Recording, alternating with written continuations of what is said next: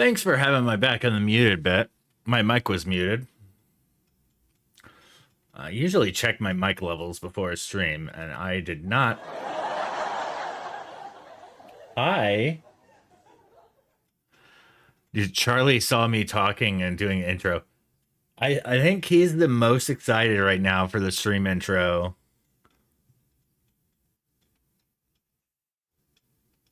Let's see. Look at him. He's over there with so much anticipation. Oh, and he's got to lick his toes. Oh, you know what? We got a treat from Astro.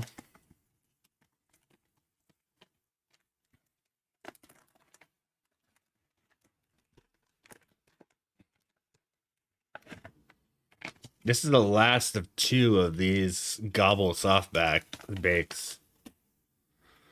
Oh, look at this good.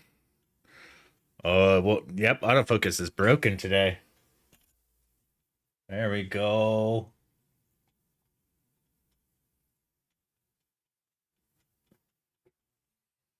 Are you a good boy?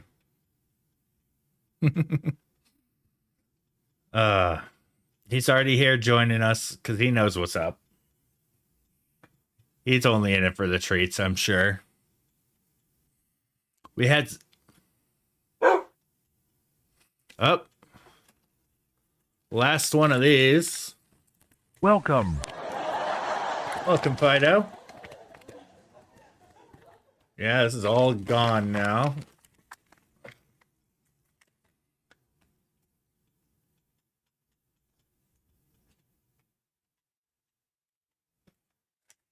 He's a fan. He really likes this other bag. Yeah. Yeah, that's so this Charlie cam right here is my old phone. Actually, I could show you guys. See? This is the Charlie cam. It's a little phone on a tripod.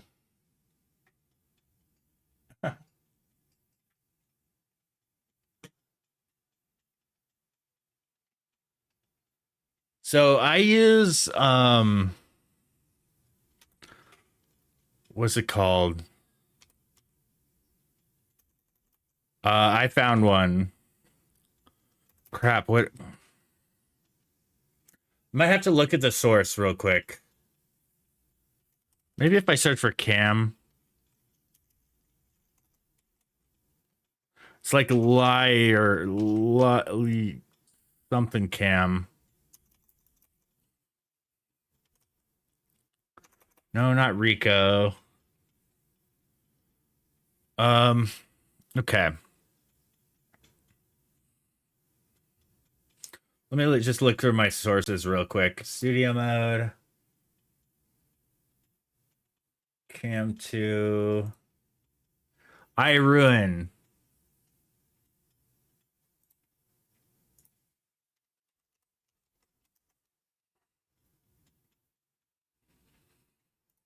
There we go.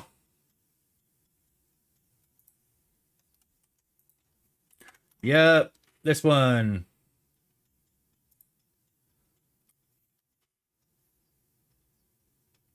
No, it is not.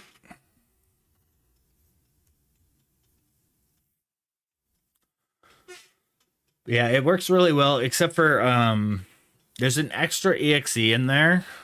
Let me Oh, really? Misleading site is misleading. Let me hop into my folders real quick. Is it an x86? It is. All right. So there's an adb.exe file that gets installed with iRuin.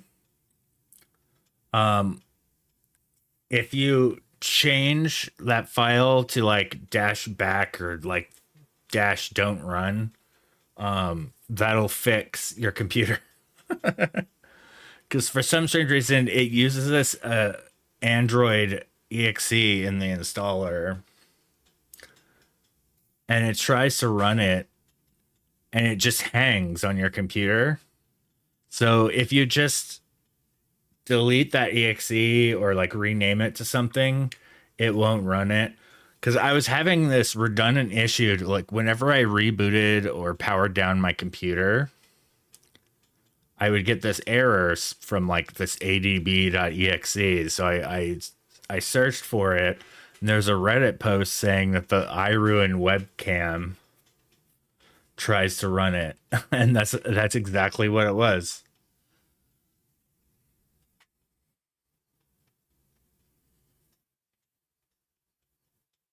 Oh, that's pretty nice. Yeah, that well, you have to have, of course, an iPhone and an Apple computer for that.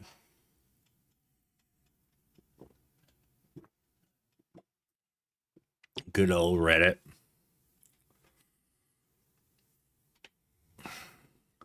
Then you have to live with Apple products. I can't hang with them. But but that's just me. Some people are really into it.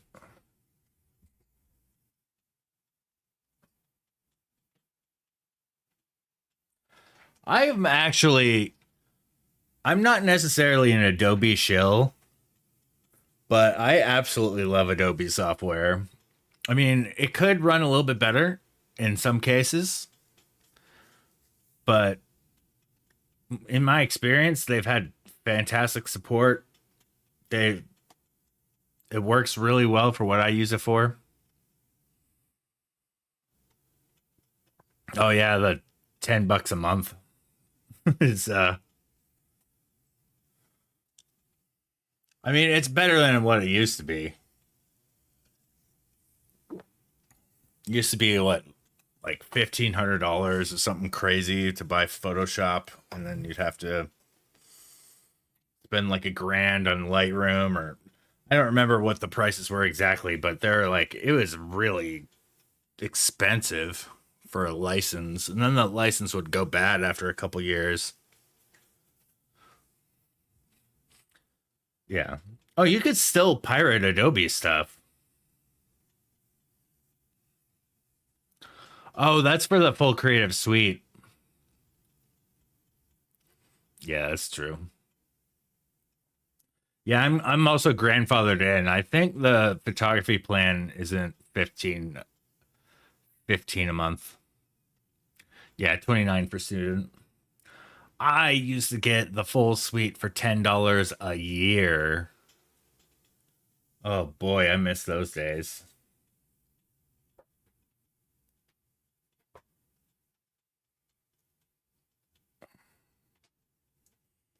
Oh, okay. Yeah, I get the $9 plan then.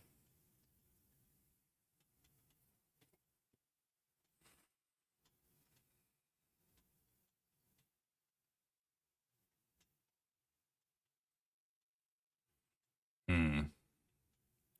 Why is my stuff switching?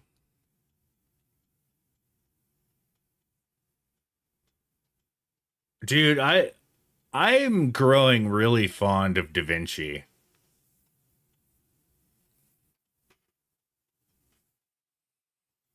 How's Da Vinci not cutting it for you?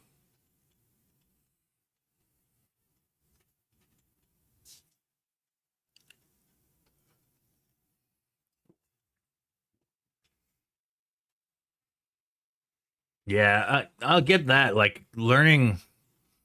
So once my $10 creative suite plan expired, and I started working on finding a replacement for Premiere.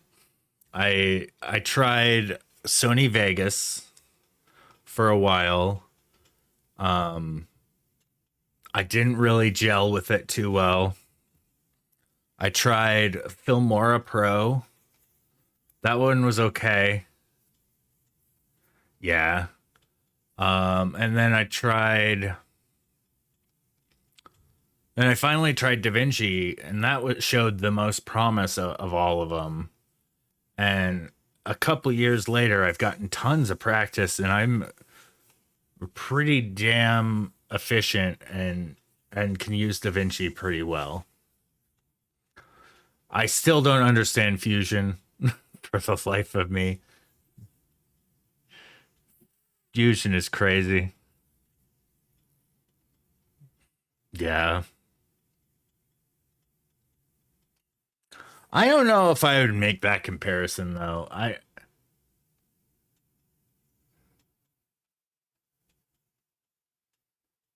what's that extra 10% that you need?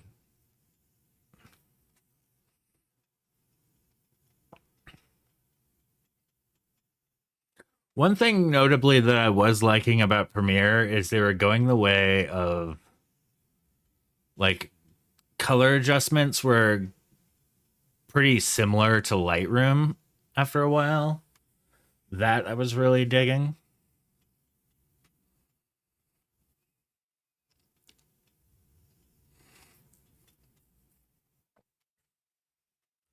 But yeah, I'm super competent with Premiere now. Oh, really? You can't export in 4K with the free version?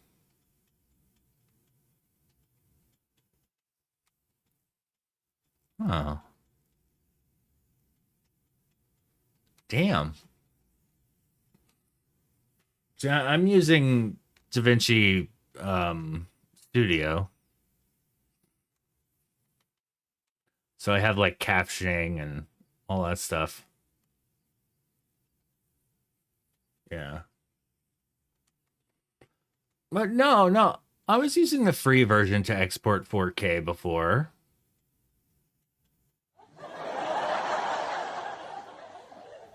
Ah, freaking verticals, man. I've been making so many of them, and they don't really seem to go anywhere.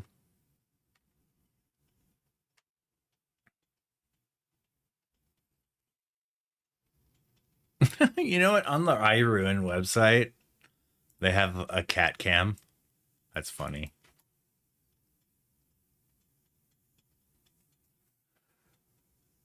Was it the storm chasing one?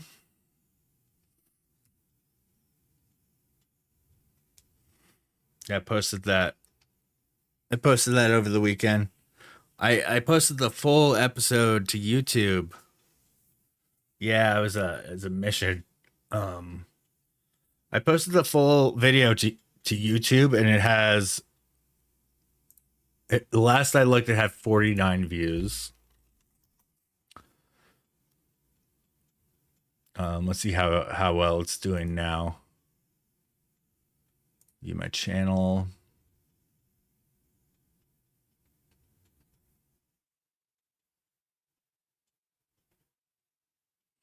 Oh hell yeah, man! Oh, that was clean for a freaking zoom like that.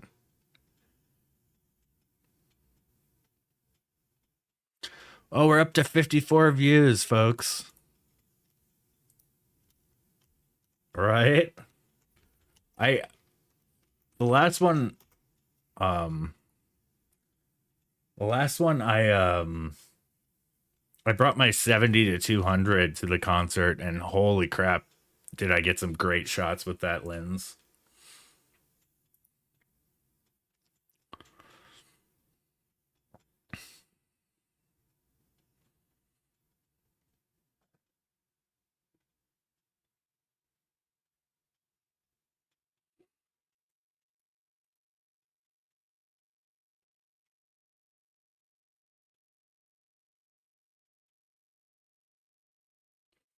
70 to 200. Mhm. The 70 to 200 is a baller lens. It's so good. The RF one is so expensive though. They do VR as well. Mhm. Oh, you know what? I need to do stream element.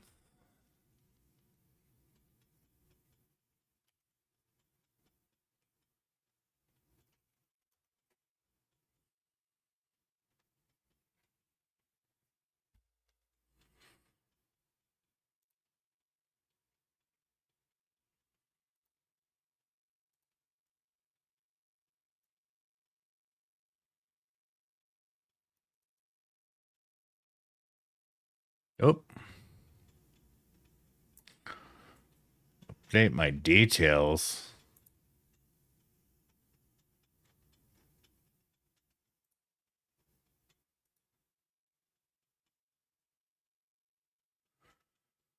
Um, yes and no. I used to buy weatherproofing stuff, but when you're in the rain, you're too close. So I try to be out of the rain as much as possible. More importantly, my storm protection gear has to do with tripod hammocks. So I mean, I do have like there's been moments where I've been caught in the weather and I'm like shooting inside my car or something. And a lot of times I'll use just a shower cap.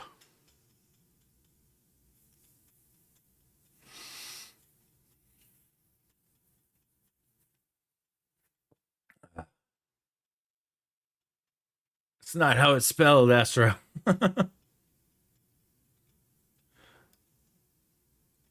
Hell yeah, you're welcome, man. But yeah, definitely delete the adb.exe file because that'll get its hooks into your Windows process and be all weird. But yeah, that webcam it works fantastic.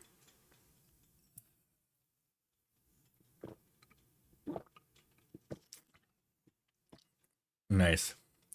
It is, yes. And I'm sure that's why it's in there is probably for some sort of testing. Or maybe it works for Windows 11 because I know Windows 11 has a lot of like Android stuff built in.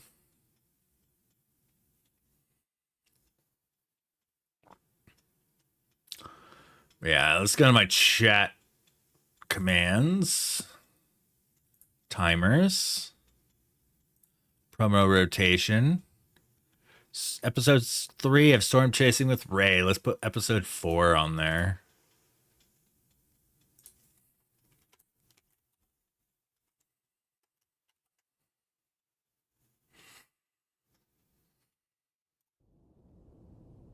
Kevin! Nice try, man. 38 times you've been first. That's amazing.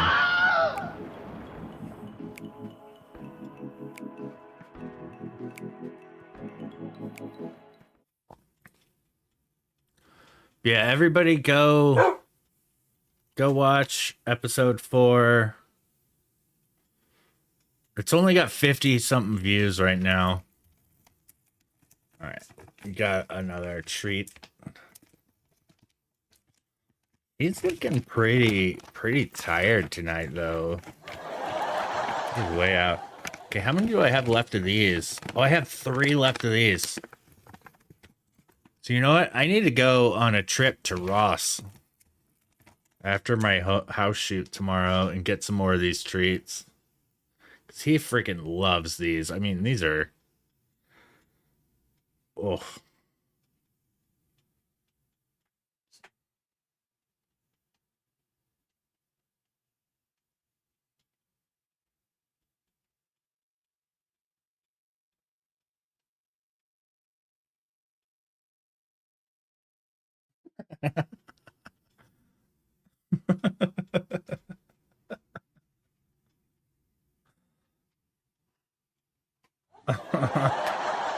I put it on his nose though, and he woke right up.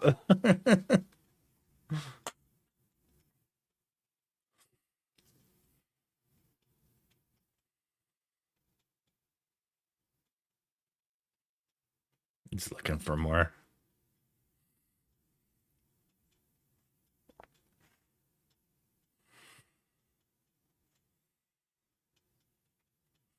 Mm-hmm.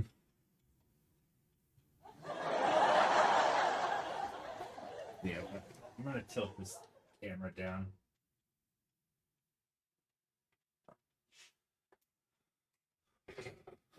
Oh, oh.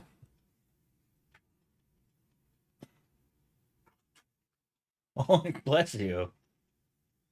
Big old sneeze.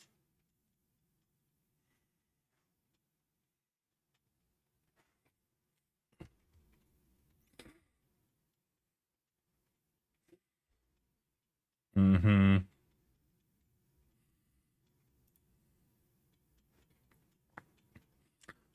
All right.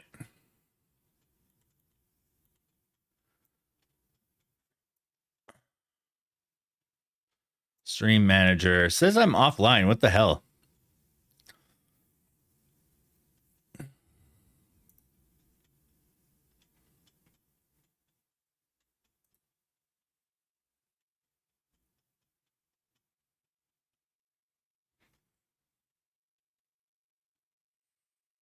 Sure. Is it Frank? Oh, he's in here a lot. He's a pet photographer.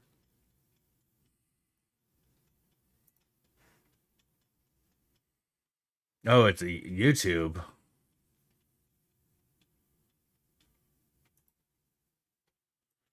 I'll do with no audio.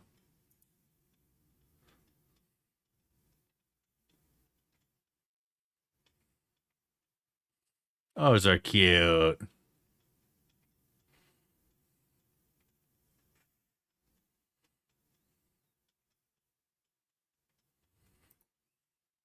See, I think this is where my challenge would be. I have such a hard time photographing Charlie.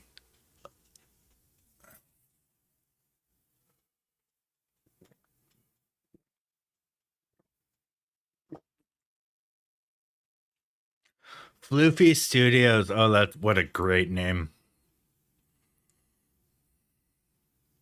Got a lot of shorts. So you have. Oh, it's all shorts. Oh no. How to start an Instagram account for your dog.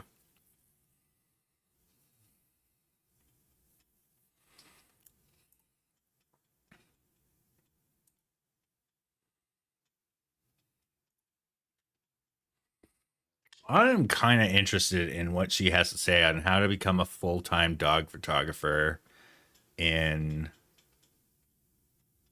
1 year. That has piqued my interest. So let's turn on some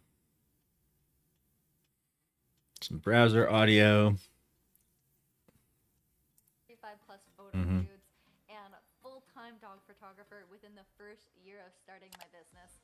How the Yeah. fuck did I do it? Well, let's cue this intro, and when we get back, I will tell you the key steps that I took to make this dream career, as you guys are always telling me, happen.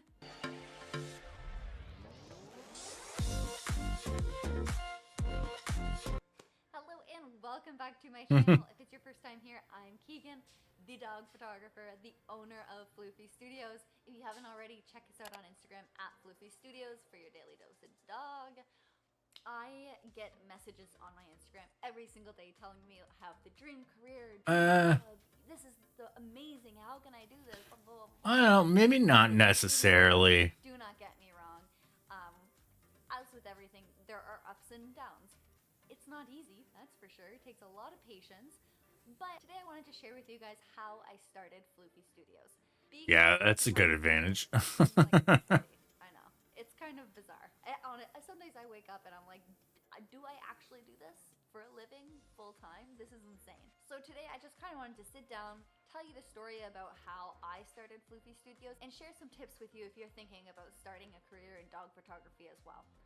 If it's not dog Hmm. photography and just photography, or really any Is it business in just me or is general, this a very stick quiet around and video? I'll be sharing some tips.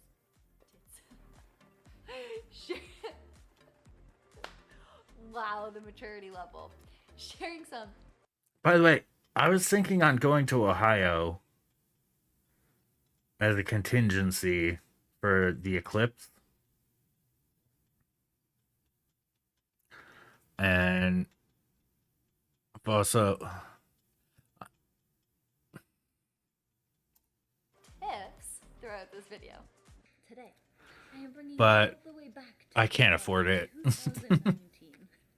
Little old Keegan sitting at her office desk in a dental office. So sad. She wanted to be a photographer in the worst way, but how? She does not like. Yeah, it's gonna be a better chance in Ohio than Texas. What to do? Okay, kidding. Now, when I was booking the trip, it was a better chance in Texas than Ohio. Now it's the other way around. And unfortunately, when you're planning a trip 6 months in advance, you can't plan for the weather. As much as you grip an almanac or whatever, like it sucks.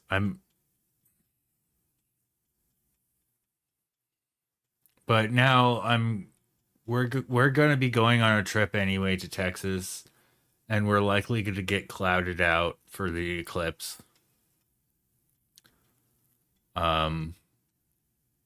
We've already dropped a bunch of money in the trip already, so we are considering trying to abandon that trip and going somewhere else. But yeah, it's like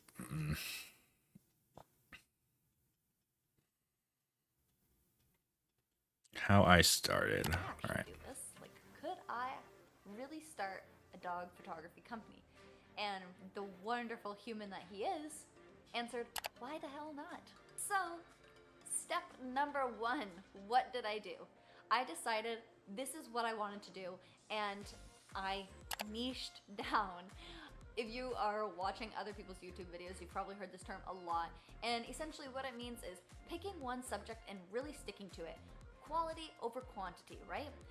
As a photographer, it's really easy to get caught up in just photographing a whole variety of things. I'm a boudoir photographer, and I also photograph families, and I also do real estate, and I also do sports. That's all great, but be the master of one thing. It's just so much better. So I dropped all of my other side photography jobs, and I put all of my effort and all of my passion into what I really wanted to do, which was dogs. Step number 2. What I did next was I started researching the type of equipment that I would need. And as you can imagine, I was a broke-ass 21-year-old bee, and I couldn't go out and buy all this expensive equipment, so I had to really do some digging online. There's not a lot of information out there about specific dog photography. I'm sure you can tell by stumbling across my video. What did I do? I looked at the inventory that I had currently. What could I make work? What did I need to buy? I already had a camera. I had some very cheap speed lights, Yagno, if you guys are familiar. All I needed was some softball. I still have my Yagnos. And a backdrop. I ended up finding all the supplies I needed to get started and just start practicing.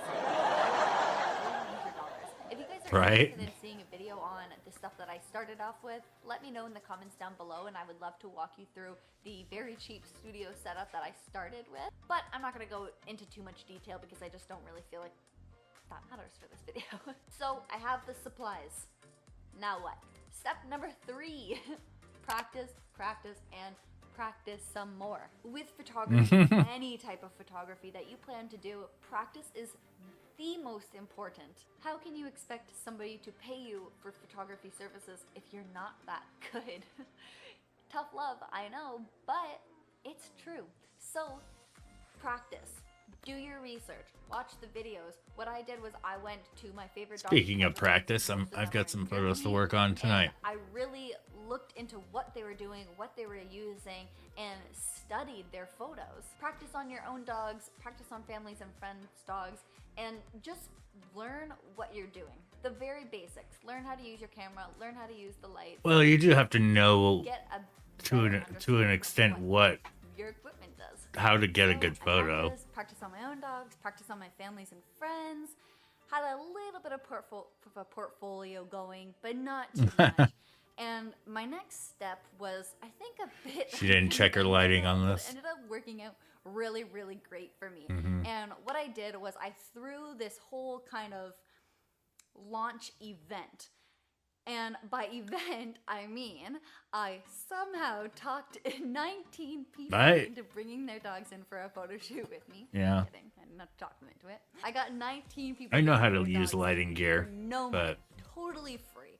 I ended up getting the event sponsored by a dog There's still a lot of that trial and error studio sometimes with my cost, lighting and situations.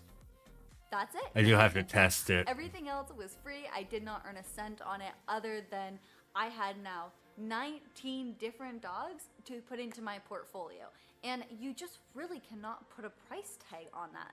It is hard to build up a portfolio as a photographer because you have to, do the work for free essentially, and a lot of people aren't willing to do that. So I threw this launch event because it worked out. Oh, she fixed her lighting. I'm a little bit of an anxious person, so I really was quite nervous to start charging people when I didn't really know what the frick I was doing. Like, I had no idea about studio photography. The first studio portraits of like anything Yeah. were of my dogs in my living room. You know, I should be working on my portfolios.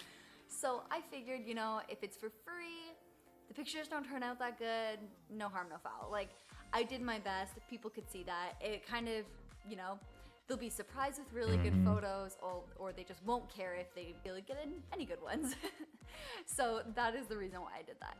And then after that, I just booked shoot after shoot. I started really, really low, $50 a dog, and then I worked my way up, 100, 150, and so on and so forth. I really think it's important with any business, but especially for photography. Adobe Portfolio looks actually pretty good. Because I know you have to know your worth, but you also have to know your worth. And if you're not supplying people with a $200 value of photos, then don't charge that amount. Like, you're learning, you're getting better and better each time, and the money will come. But you have to be putting out content that's worth it. So build your way up. Who cares if you don't make that money from the start? You're building momentum, you're building a presence online. It will all be worth it in the end. And I feel like a lot of photographers get caught up in this, and it's really not a big deal. I mean, every business starts from the bottom. Yeah, I went to school for game development. You all know, but came out just as school, Code Monkey, basically. And the older kids sit at the back. So you're not gonna go on the bus for the first time in grade 9 and expect to sit at the back of the bus. Hell no. You have to work your way to the back as you get older, as you get more seniority, right? Same thing. You don't want to overcharge, but you also don't want to undercharge. And that's kind of like, there's no wrong way. Computer networking. Dude, there's so much IT and photography crossover. It's crazy. And I would say that's the biggest thing that you can take away from this video is. All right. What's the biggest thing? If you have a passion, just go for it. Like, there is no better time than right now. I should probably make some more of these talking to camera videos. But you're not going to get anywhere with that. If you just take that first step, that hardest step, and just keep moving forward. And yeah. All right.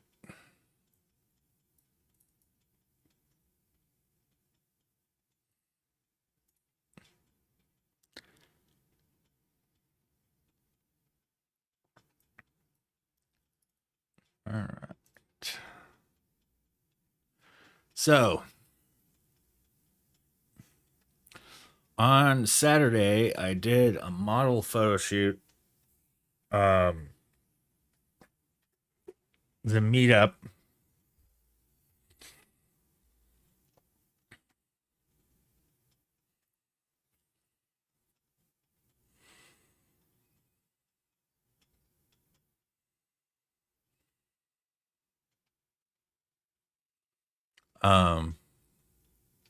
So I've gone through and culled these photos.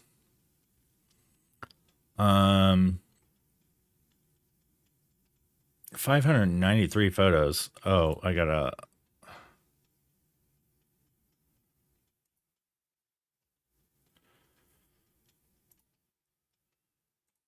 So this was a photo meetup.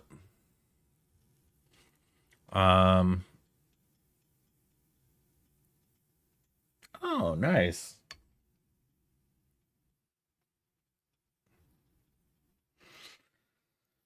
So I'm gonna work on these. Got 114 that I culled them down to. I could probably cull it down a little bit more.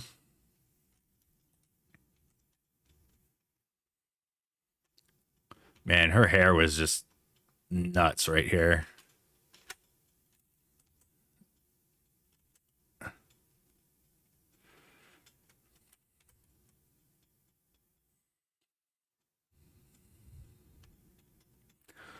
So I like these ones.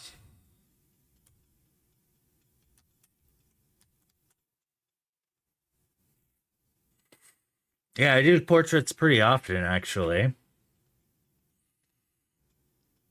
I don't really edit them on stream too much.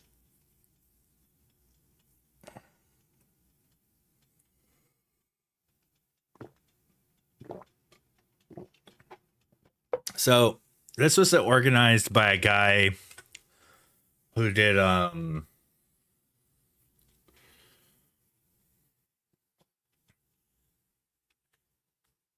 yeah, he organized a lot of like photo meets on meetup.com. And I've been seeing him post a lot about like model shoots and stuff. And I saw him announce this one. And I was like, you know what? I'll bite. I want to meet you guys and see what these are all about, and get a little practice on shooting some models. I'll bring my light, or I'll bring a light. Meetup is really fun. I still have yet to finish this project, because to finish the project, I'm going to be culling and editing these photos, and then uploading to meetup.com.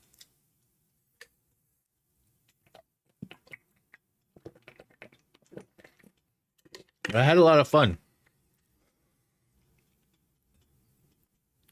A lot of it was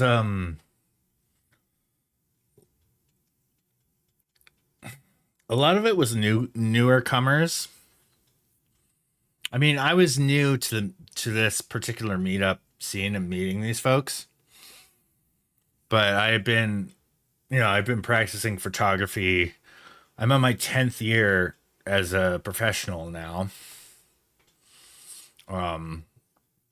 Been at this for a while, and it was just nice to get a little more practice, meet a few new folks, new faces. And the organizer had brought this really awesome pro photo flash.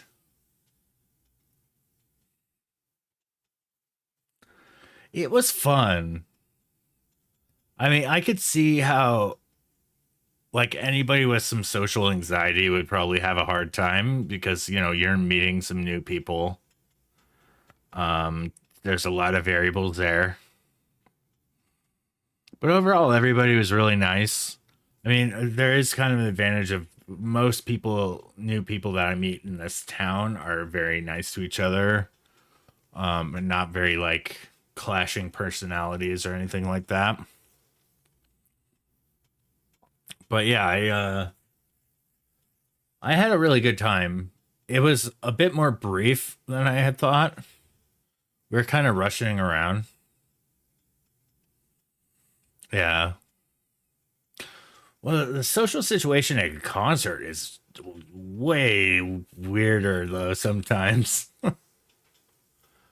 Man, I remember when I was a teenager, I was at a Rob Zombie, and I think it was like 99, 98, 99. It was like Rob Zombie. Um, well, I think Monster Magnet was there, and some uh, frick. I'm trying to remember the names of the other bands. There was like four other bands. Um,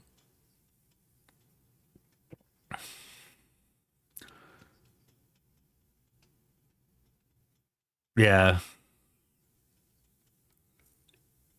yeah. Well, the pay for it part is kind of taken out in these meetups.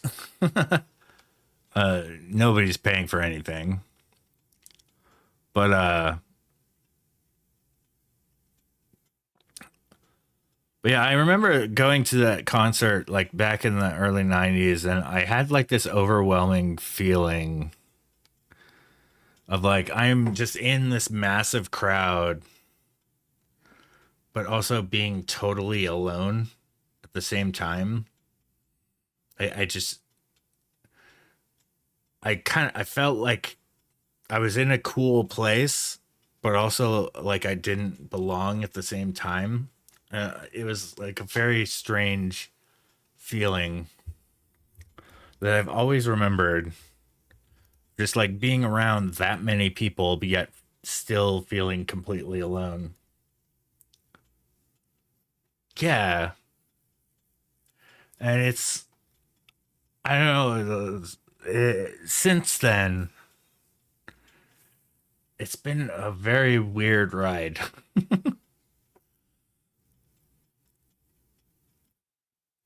Because like you could be in so much company and yet still feel entirely alone.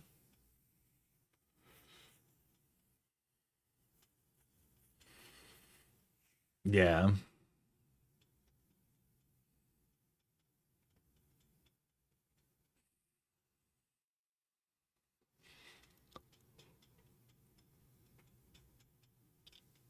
But yeah, this was a pretty fun meetup. Hmm.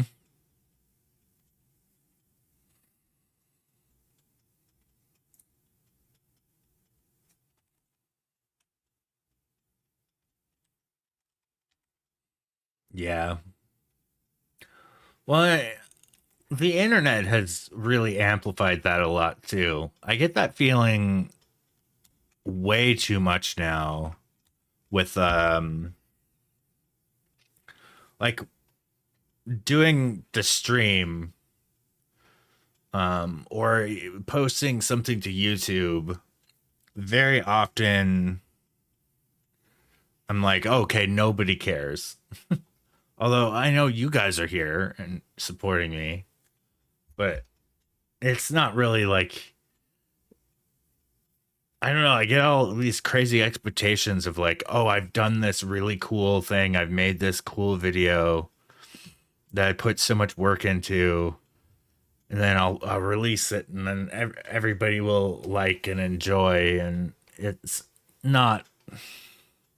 Yeah, and you get like three likes. You know, I might literally have 3 likes on that recent YouTube video.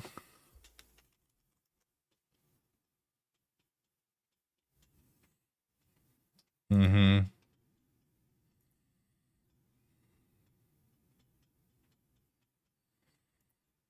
Mm-hmm.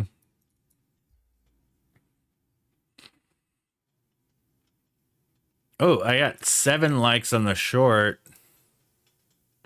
I got 14 likes on my full episode. That's actually not too bad. How's the comments? Outstanding episode.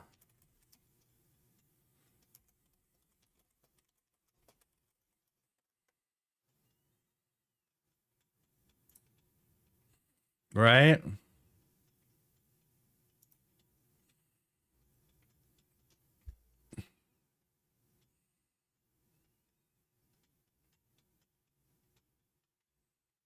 Yeah, I think does it have on here your highest viewed video? Rankings 6 of 10.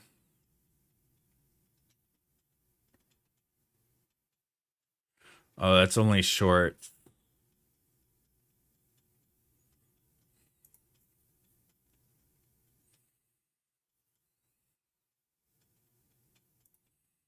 So if I sort by views, yep. Squigoth versus the Greater Narlock. My most viewed video. You don't want to see it? 292 comments, 110,000 views. I posted this in 2007. The one of the most recent comments was like that something about the frame rate, saying I need to upgrade my computer. And it's like, yes, this was made in 2007. I have upgraded my computer. But yeah, here's the video. This is my most viewed video on YouTube.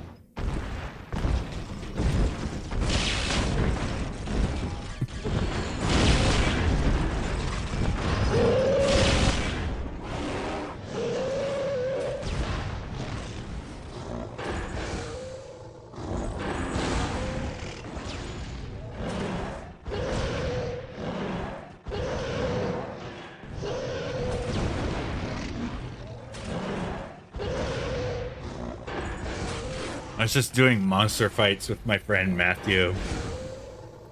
Right?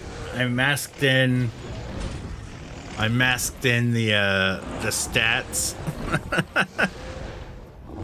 I changed cameras.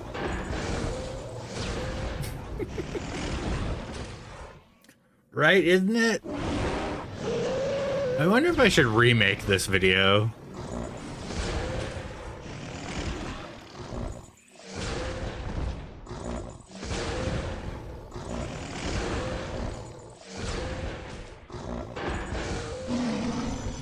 Oh my god. What? And Squigoth won somehow. Somehow Squigoth won.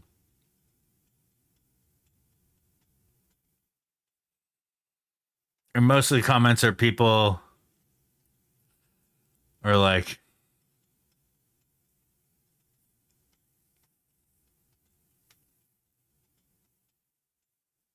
terrible.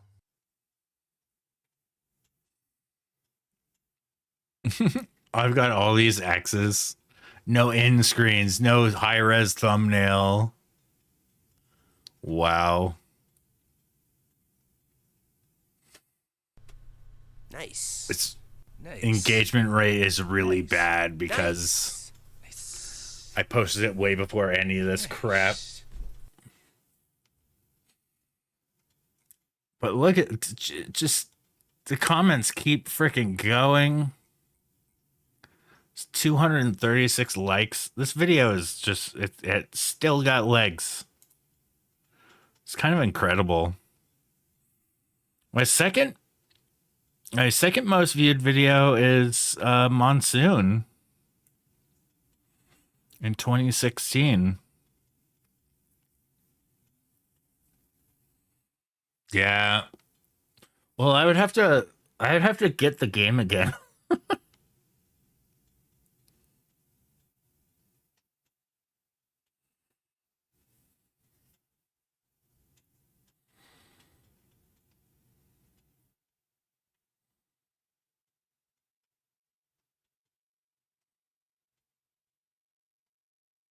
Yeah, this one's got 66,000.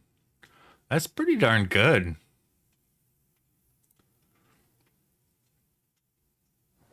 It's only 2 minutes long.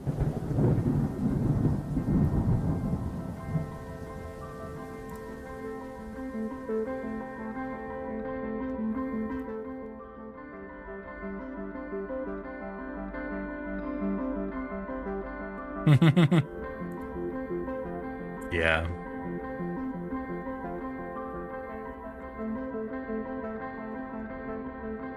I haven't watched this in a long time.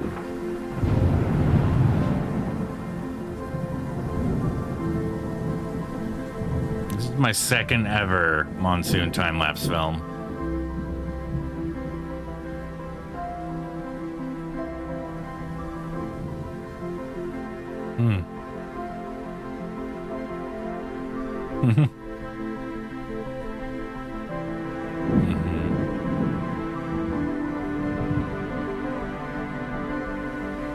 I've gotten so much better at processing time lapses since this.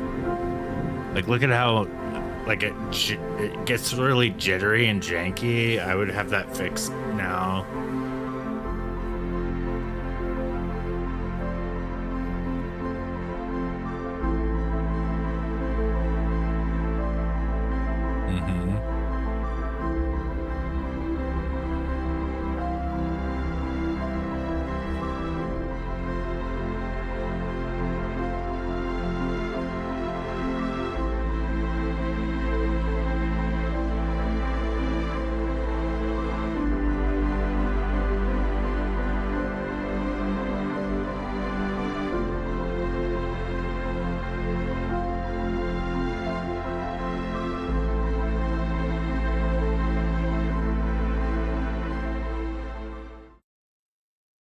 Back in 2016. This is 8 years ago now. Holy crap.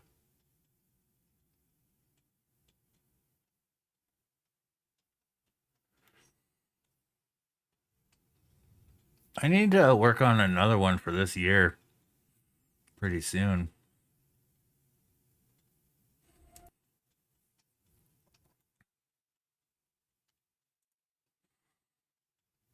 But yeah, the views go. They fall off a cliff here. 836 views for that. Jeez. My modern stuff doesn't really get much attention.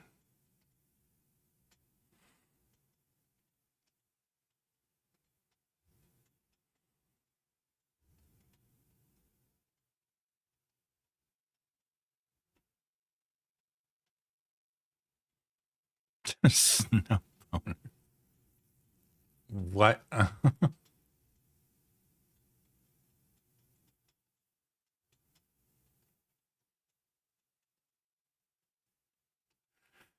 funny.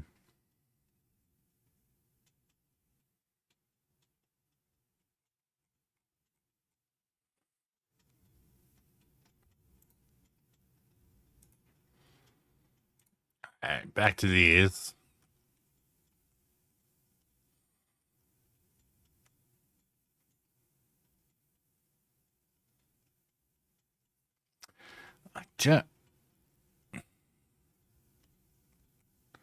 That one's.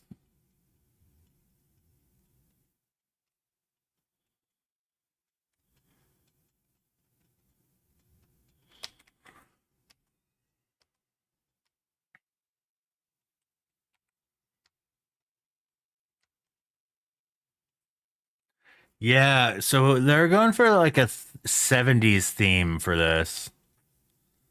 Um, right now I'm just kind of culling it down a little bit further because I have over 100 shots to go through here.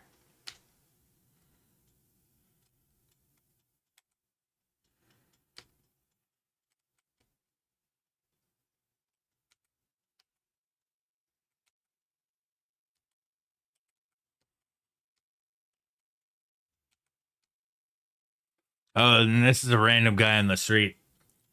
I really like this picture. He had a bird.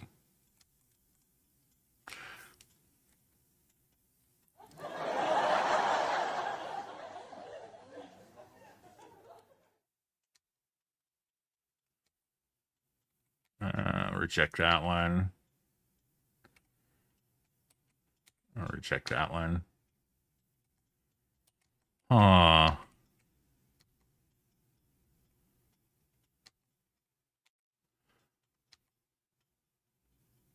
There's me. Like everybody, there's my balding head. Reflected. And then my flash in a flash stand.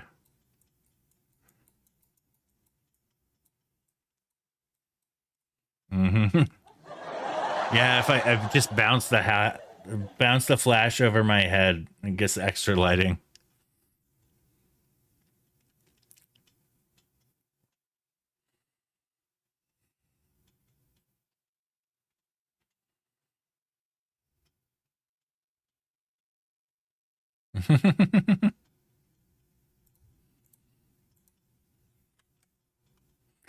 Yeah, this is 35.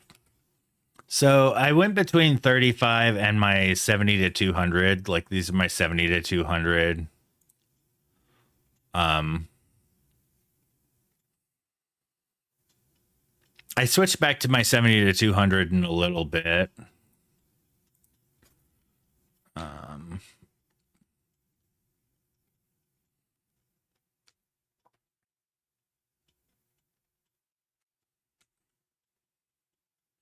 right?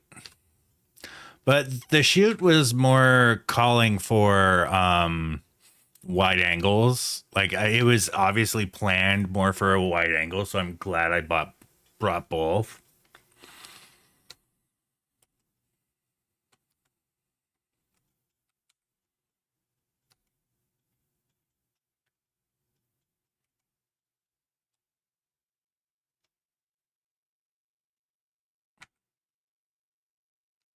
And then back to the 70 to 200.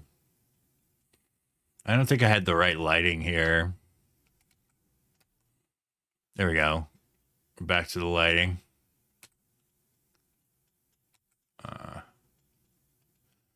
Just eliminating more and more of these. Oh, and this is another random guy in the street. He had a freaking cool style.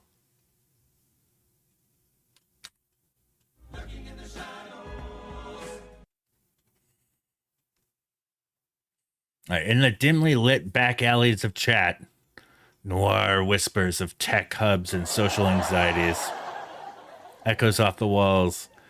Impoverished shares tales of networking in the shadows, while Foot Knight and Misadventures reminisce about viral hits in the neon glow of YouTube's past. Fido lurks in the corner, critiquing poses and lighting like a seasoned detective as Razorfan captures the art and digital speakeasy. Jeff Cactus reminds about the cost of silence. Ads are... My name is Jeff. Yeah, for sure. I don't know what it is, but when my camera's indoors on auto white balance and I use flash, it really goes with warmer tones. I wasn't quite satisfied with the lighting in camera though. On this, I think it was like too punchy with the flash. So I was definitely experimenting, trying to get more. You know, black and white actually might look really good. There's so much texture in this.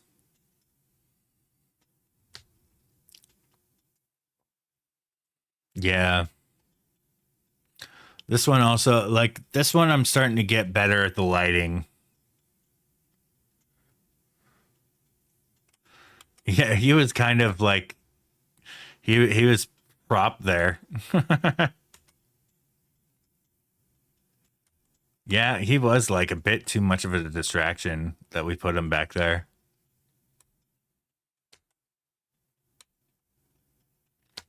She's got a good look there, but the title of the book brings you away.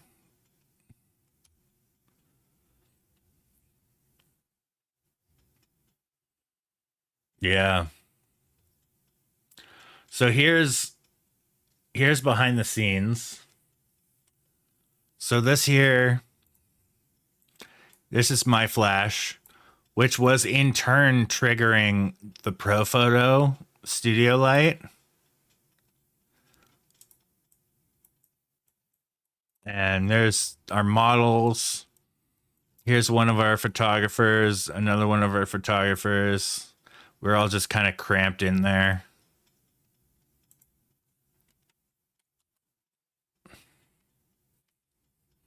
Mm-hmm.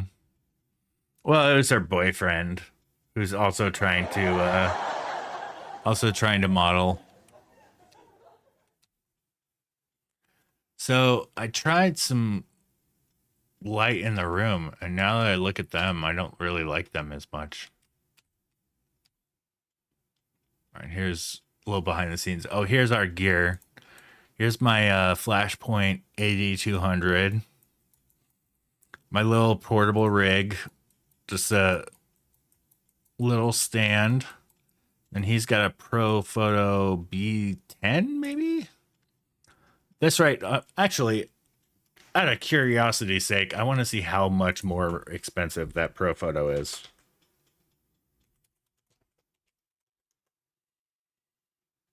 Is it B10? Yeah, that looks about right. Holy.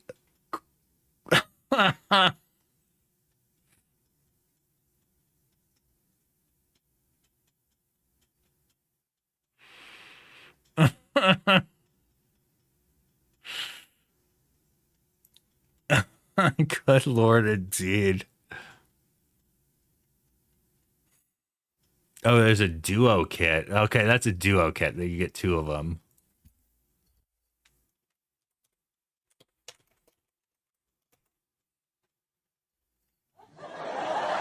Right.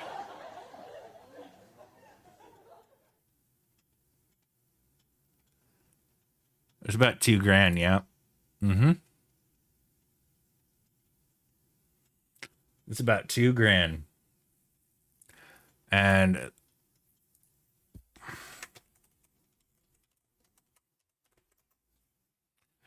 here is my light.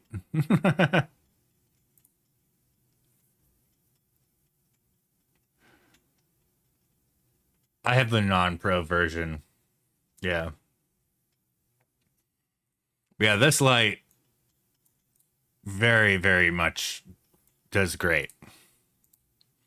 I need to get another one of these. Yeah. Yeah, the 8200 is still like $300, but it's just a lot cheaper than this. Holy crap, dude. I had no idea that's how expensive those were.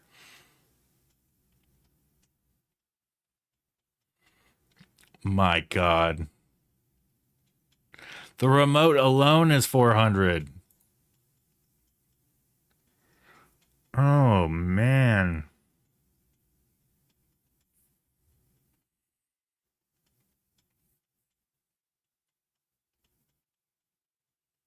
Mm-hmm.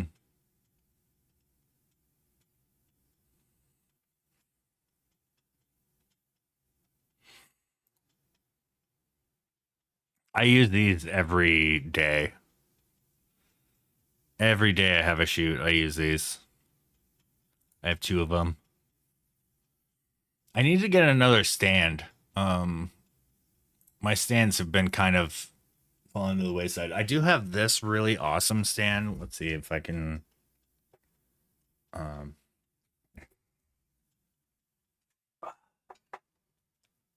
this this right this is a newer heavyweight really awesome stand, but it is heavy. I mean, this is probably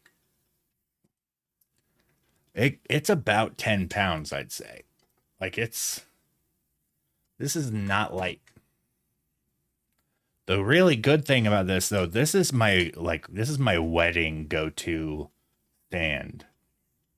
Like it goes 12 plus feet high, so you could really put a light like just beaming down on everyone. Yeah, I like those cheetah stands a lot. I also have, it's in my car, but the one pictured, it's a very very lightweight um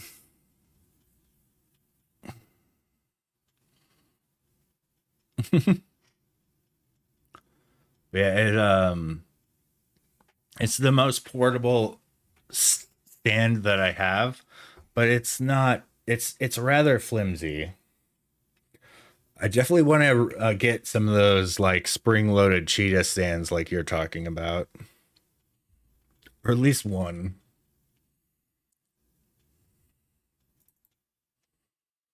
Mm-hmm. Yeah, I like them a lot. It's not spring-loaded. I really, the way it was advertised to me that as it was slide-loaded. Hmm.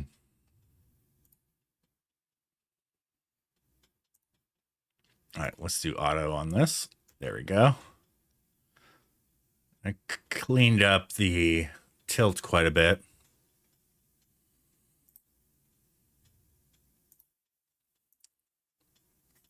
All right, calling through these. I've got up down to about 80 now, which is pretty good. Um,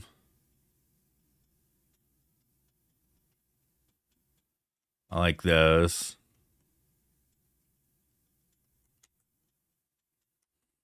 These are good.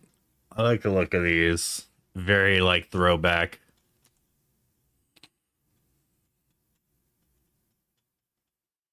Yeah, I've used them before, Kevin. I know what you're talking about.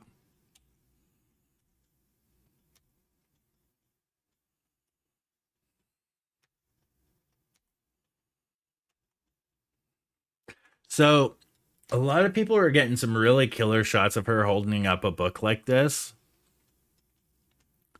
That were really good, except mine didn't look as good because I was shooting at 35. There's the guy who organized the whole thing. He's a really nice fella. She looks mad here.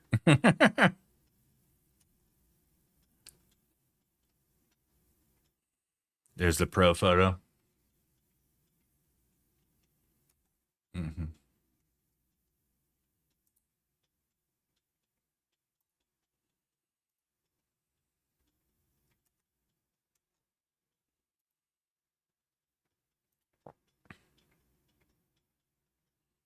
I'm gonna call that down.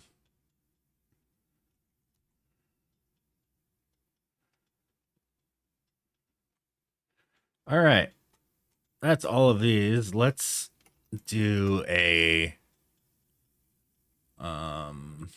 portrait filter. So I have a portrait mask preset that I'm just gonna hit all these images with.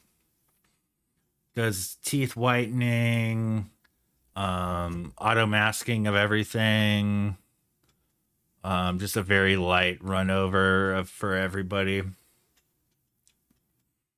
It's probably going to take quite a few minutes.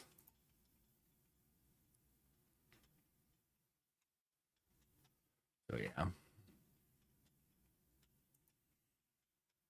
Oh, that dog is out.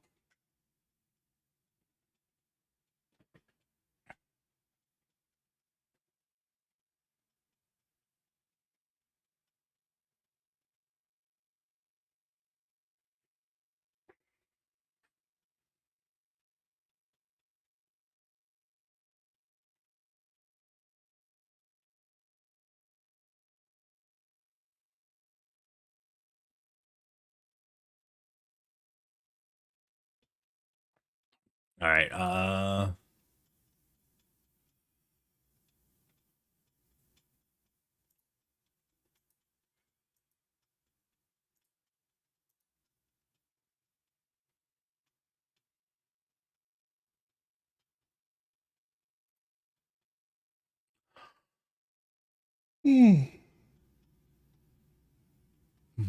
These are great. The Evolve Pros. It's great. It's great to wait until Black Friday for these. Um, Easy. This oh, cheetah what is stand this? can This move video is so random. tiny place, such as in the church between the pew. You can just lift it up and set it down. Very easy for this tiny little place. And also, since something in the party reception, you have very tiny piece you want to put it. It is very useful. Other lenses, cheetah stand can very easily lift up or put it down.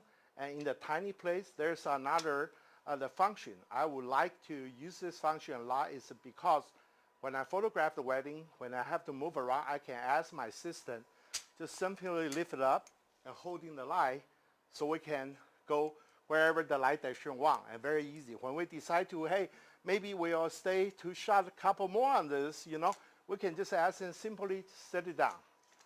And then this function on this one is the purpose of this is very easy to move around, lift it up, and set it down. Like last week, I photographed a wedding. We set up this light, and then when I start cutting cake, I assume the bride is using the right hand, but end up she's left hand. So it's very easy, just lift it up and set on the other side. Boom, it's done. This one is when they collapse together, the carrying size, the whole thing goes. Those are wonderful. 14 years ago. No wonder why this video would look so.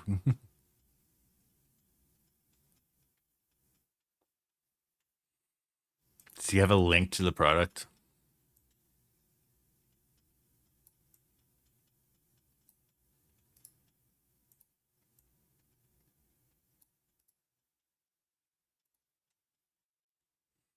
Yeah.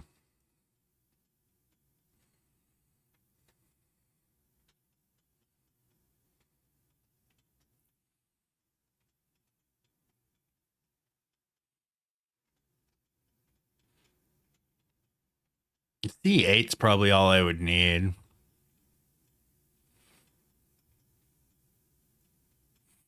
They do go quite high though. A C12 is huge. C12 Air.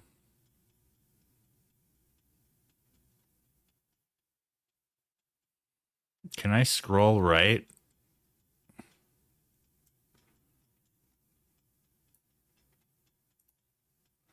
Yeah. But I think my other stand right there is basically like a C12. It's very heavy. Mm-hmm.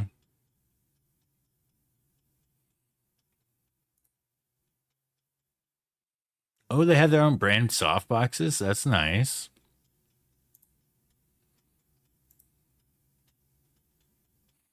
The lantern softboxes are so neat looking.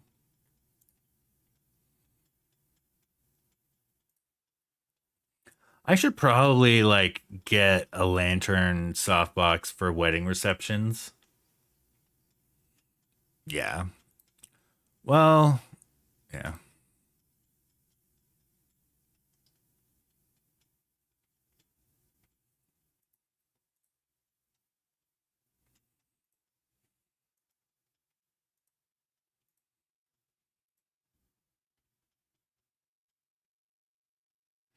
All right, let's search for a cheetah C8.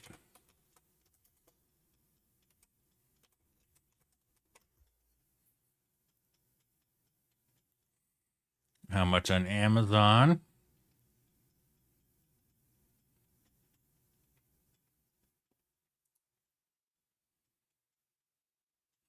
It's 117 on Amazon. No Prime. Oh, there we go. There's a Flashpoint one for 80. That's not the same though.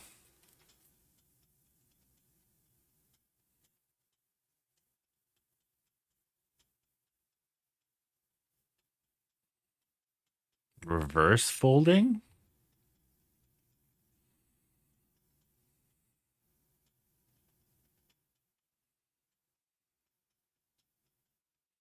Yeah, Amazon doesn't really have them.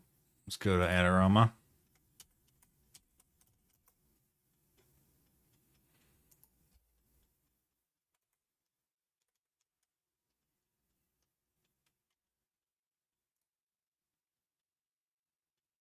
C8 is 105.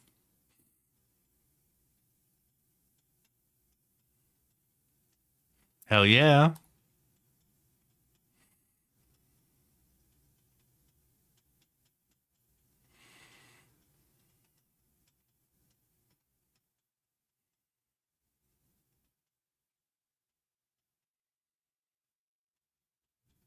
These are really the BCs. For sure, yeah.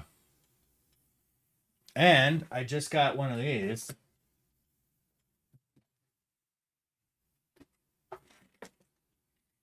Where'd the box go for it? I don't know where I put the box. I got a new one of these. Um, this is the Mag Shoe. These little things are fantastic. So I participated in the open box sale, and I bought another one of these so I can have one for each. This is a Mag Shoe. I don't have my 8200s in. They're in my car right now, but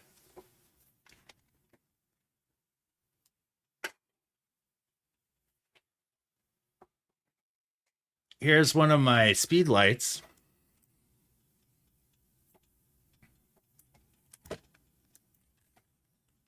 Yeah, you linked me that a while back.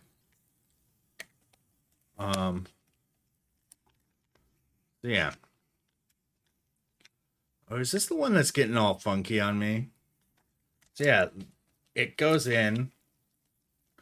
It's a cold shoe mount. And then it snaps into place so it won't fall out.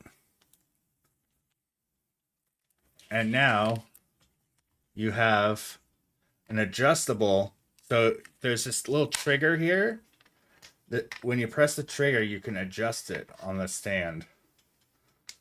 And then you let go of the trigger and it locks. So this little thing can mount. This can mount Bowen's mounts. It can mount a speed light. It also has the hole through it right here. So you can do umbrellas. It's a really versatile little thing. It's a bit expensive. There's $60. I got it on a sale for a bit cheaper, but these things are fantastic. To work with the 8200 though, there's like a little screw that comes in to the 8200 to mount these. Yeah. Yeah, their boxes are so good. Like here's a box that I got for the Sphere. And it's got a magnet like that. Yeah. But it's got like, you know, all their marketing and such. Softer light every time. Yeah, that's all I used to light this was it was a mag sphere on an 8200.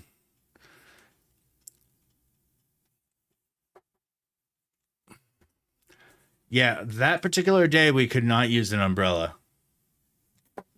The primary photographer who had the pro photo, he usually uses an umbrella or a softbox, and he opted not to bring it along because it was so dang windy.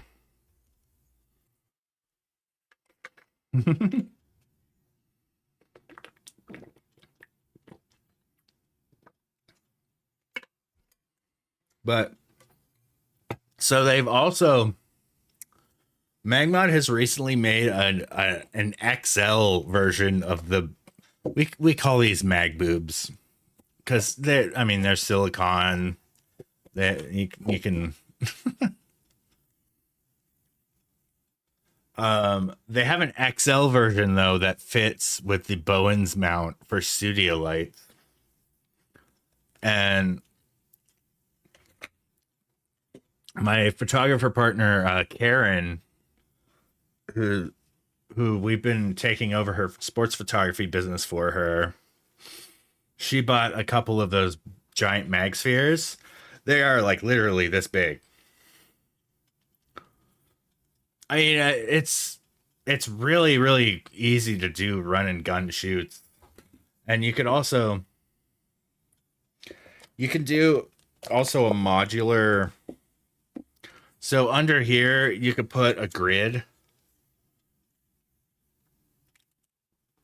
Like they have grids, they have gels that you could put under here. And then pop this on. Yeah, I usually roll with two 8200s. Unless I'm just running and gunning, like a downtown shoot, I'm just rolling around with one, I think. But I really like the light that I get just with a sphere.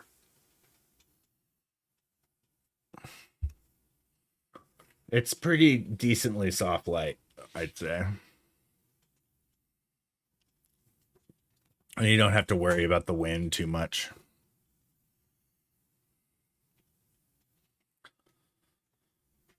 But yeah, I definitely got to wish list one of these things. Good night, Astro. Let's tuck you in.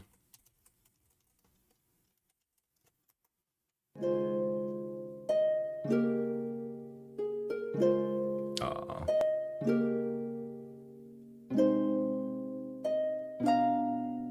Like kissing your dog.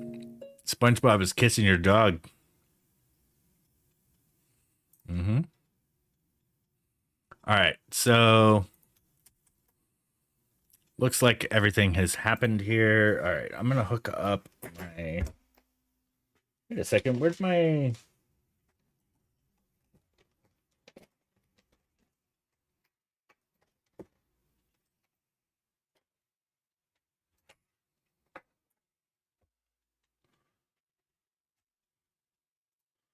I'm gonna hook up my monogram creator.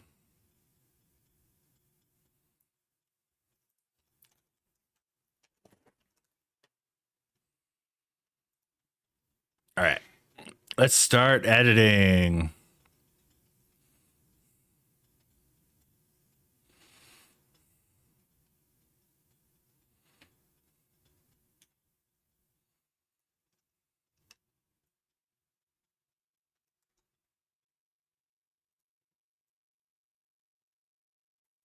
Yeah, it's this bad boy right here.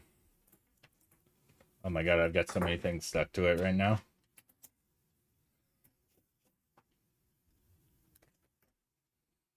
This guy. So I plug it in.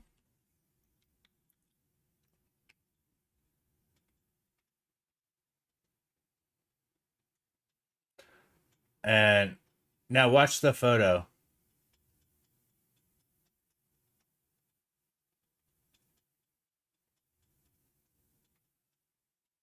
And yeah, I can take it apart, put this over here, stuff like that. But I have it set up a particular way I'm used to. But yeah, with just one hand, I can do a bunch of editing. The loop deck, it looks really awesome. Do you use it much? I really like the look of the loop deck. It gathers dust. Oh, you don't use your loop deck?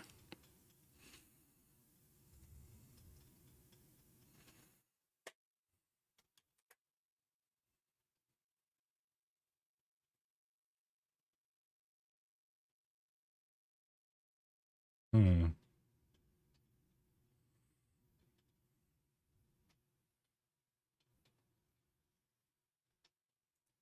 No, dang.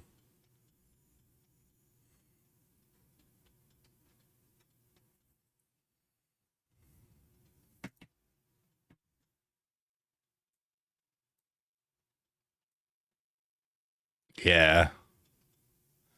That one looks super cool. Okay, so let's go. My action.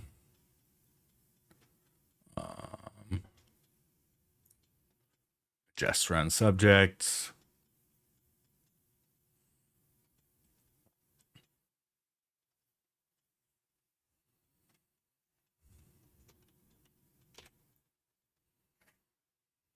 Oh, nice. I just use Touch Portal. I really like Touch Portal. Um, what's the quick select tool shortcut now?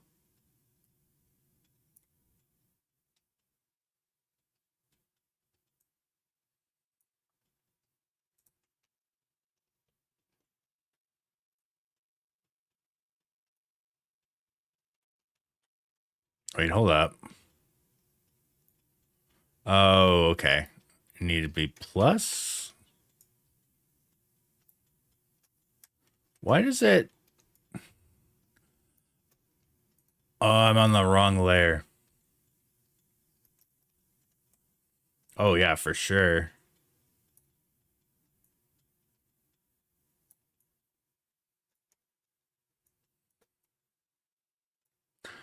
The remove tool has gotten even better. I don't know if you use the remove tool much. It's legit. Welcome. It- hey, what up, Dak?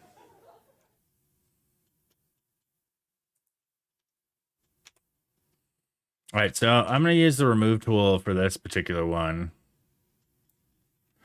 For flyaway hairs, it's a freaking godsend. So I'm gonna select this whole chunk of hair. Kind of looks like a maple leaf, this selection.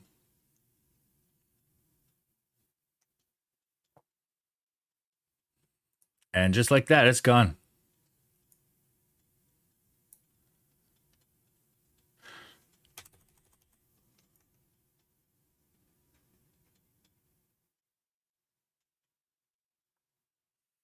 But as you can see from her hair, this was a ridiculously windy day.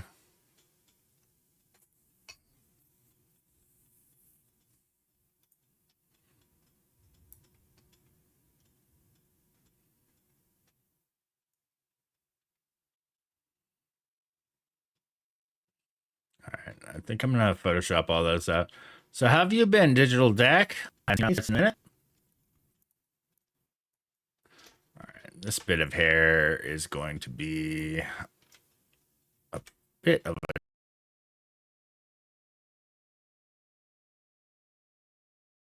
challenge.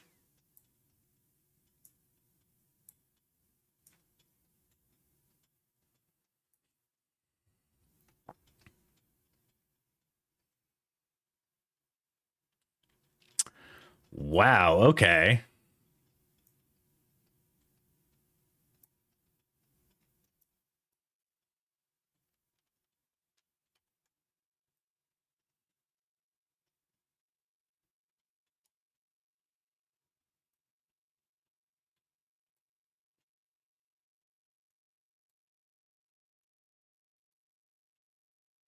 It does have a bit of a weird AI finish, though. It's kind of like this bit is really kind of crazy. So I'm going to use the usual spot remove. Oh, that's not the usual spot remove. Spot healing. And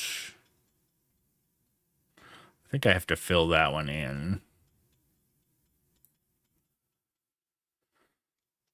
All right, let's get a little lasso.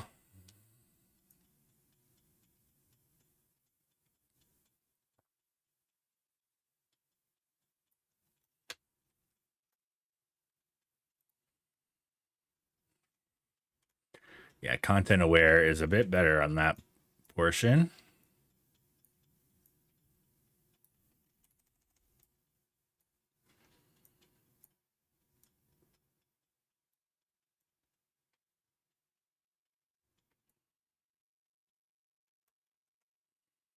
All right.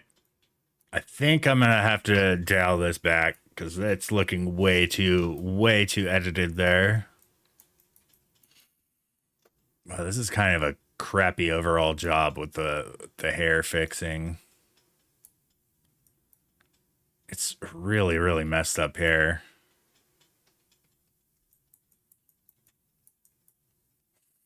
I think at this level, to do it better, I would need to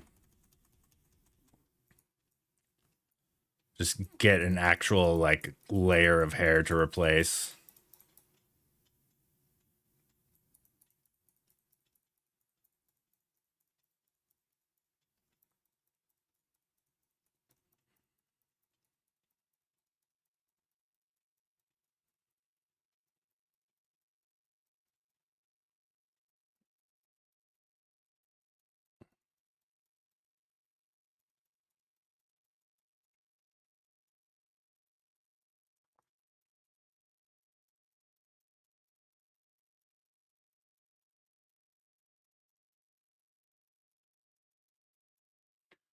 So what all kinds of projects is everybody working on lately?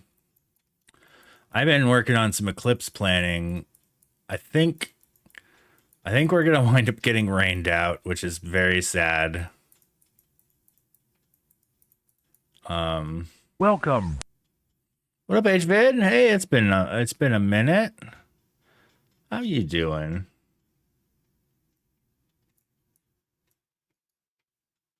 I know I'm very just disappointed in just our planet.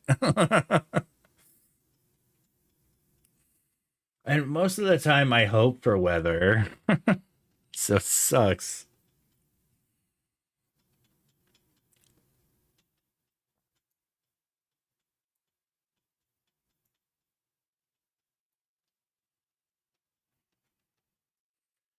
Yeah.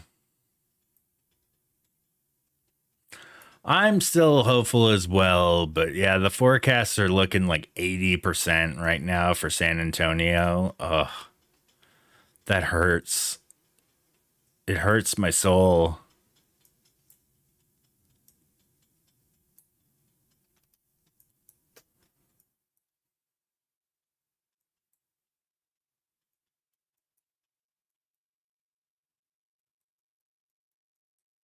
It was fantastic.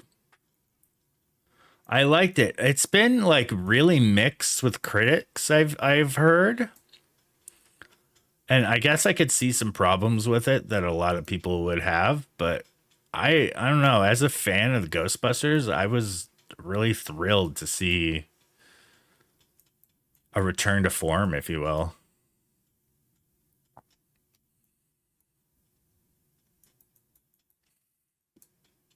There's like there's some legitimately I was laughing a lot. Like there's some really funny stuff in it. Yeah, I'm masking. I be masking. I know flyaways are the friggin' worst. But check it out. Check it out. Before, after. It was a windy ass day. Yeah. Just remove tool mostly, and a blend of some other tools as well, content aware, etc. But yeah, and all applied to a new layer that I can. Yeah.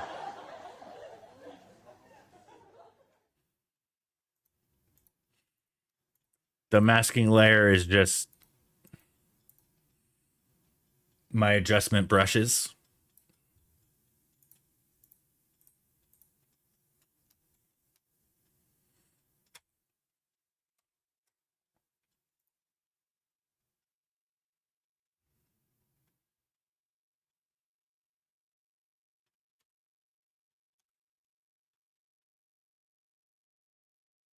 For these, I'm just gonna leave the flyaways for this ones.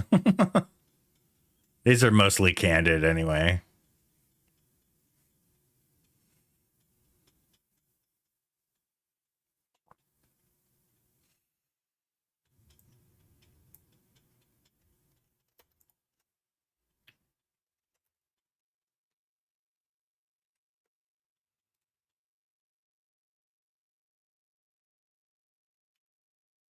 Cute. Oh, you know what? This was a good one of him, but not of her. It is. It's of a place on 4th Ave called Hippie Gypsy. So it's got a whole bunch of like 60s and 70s like hippie icons.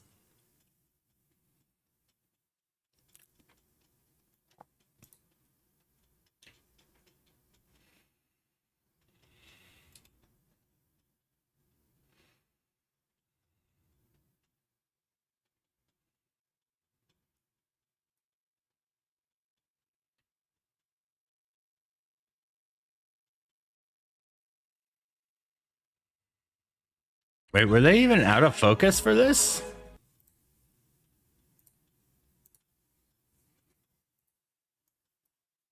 Wow, there was no focus here. Gotta get cranking on this last weekend show. Hoping to be done yesterday, but then ended up delivering like 40 photos for the headliner alone. Oh, jeez. I almost shoot concerts like a wedding at points where I overshoot a lot. The last concert I shot about 800 shots. Just always, I almost shoot it like wildlife, like where I try to freeze some good action. Welcome. Hey, what's up, Bozo? You shot 2K? Yeah. Hello there. Oh boy. Welcome, Ozo. Thanks for the follow. You shoot at 40 frames per second? Do you have like one of those like what is it? Sony A1? Is that what shoots that fast? Mine goes I think like 12 or 16 frames a second. Oh, okay. You go electronic shutter on the R6 Mark II. Yeah, that's where, dude, my cards, my cards would fill up so fast.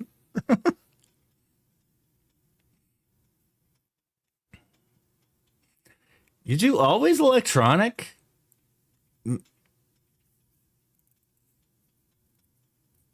Man, I get some serious, like, I get serious rolling shutter with my electronic shutter on mine. I do not like it. I have the R6 Mark One.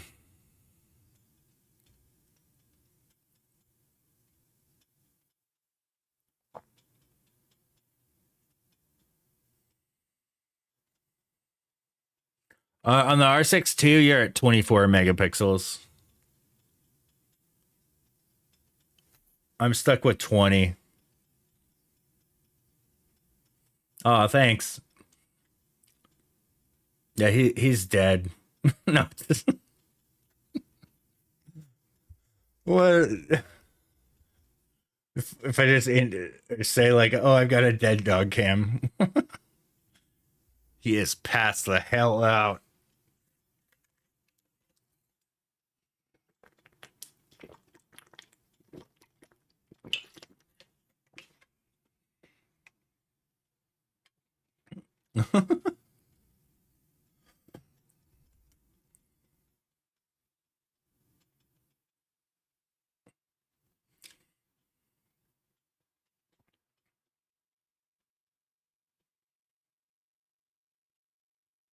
Discord.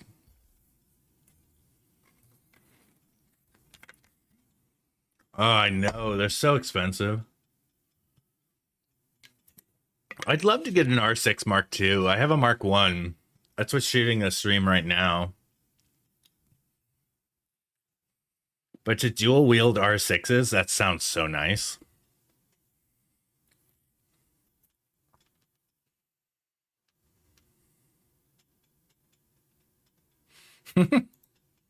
Yeah.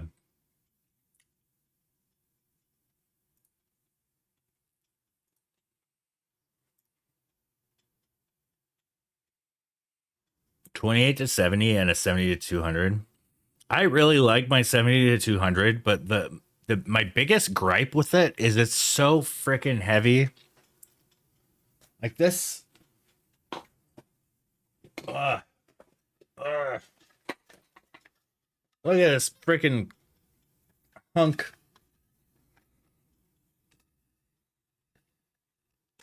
This is the V2 L 70 to 200 Canon.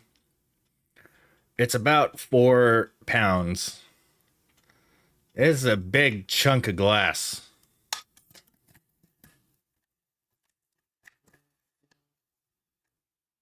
Yeah. And that's also why my friend Karen, who I've been getting into business with the sports photography, she swears by her Fuji system. She has like 3 or 4 different Fujis, but none of them are full frame. They're all crop sensors. But they have like equivalent lenses. So she has like I think a 56 millimeter that like equivocates to 80 millimeter, etc. So lenses like that. They're all so compact, very small and light. That I like, but I have on shoots used her camera, and I do not like that camera. I am so spoiled by my Canon. Like it's so just the ergonomics are great. What did I say, Captain?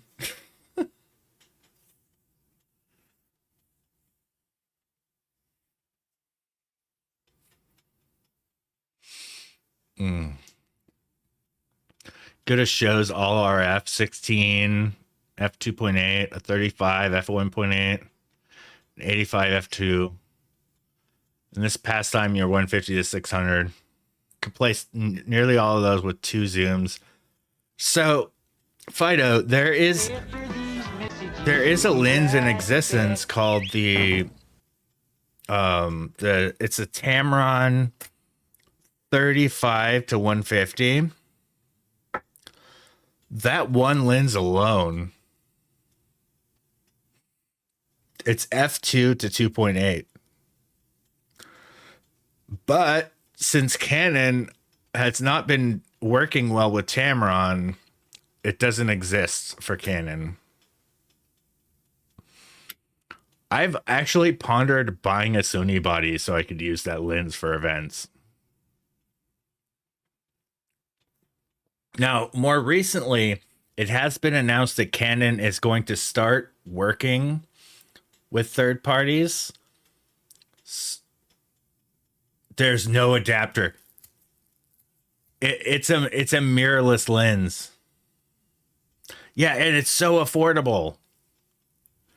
Cause like lenses, like an RF lens is like 2-3 grand for like. But since Canon has announced that they're going to be working with third-party lens manufacturers more, I really, really, really hope that Tamron announces that for an RF mount. Because it only exists for the Sony and Nikon mount. Sony has really... I mean, they were kind of laughed at a little bit when they were doing the early entries to the mirrorless. And, I mean, it was a shaky start. But holy crap, have they really lapped everybody. Now, the Canon equivalent that is the brand new 24 to 105 f 2.8. But that lens is $3,000. I got my hands on it at a recent photo meet where they had one of my fellow photographer colleagues had purchased one, and I got to feel it. And what I was so paranoid that it was gonna, because it does look like this except for black. Yeah. So I was thinking it was going to be like this beast, this heavy freaking chunk of metal. But no, it's a lot lighter. It's about a pound, a little more than a pound lighter. What, for Sony?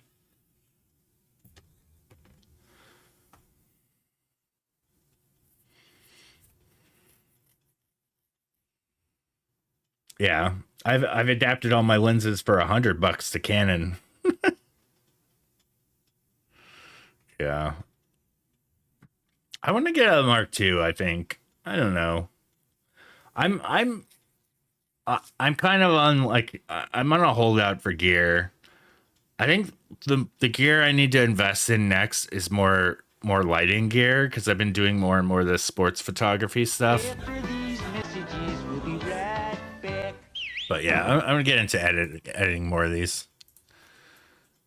I'll just do light editing. You know, she's got a little bit of acne. I'll just do a couple spot removes.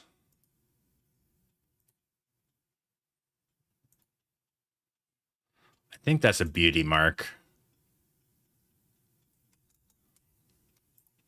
I'll leave that.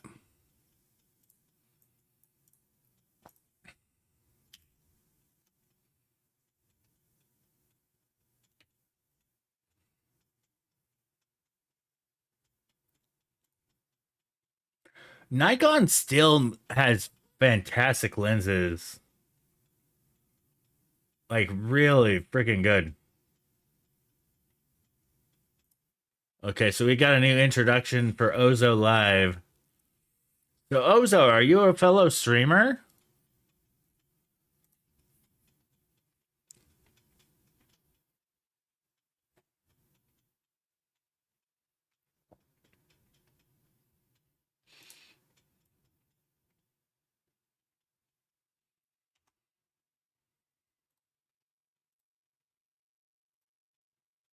Take care of all these.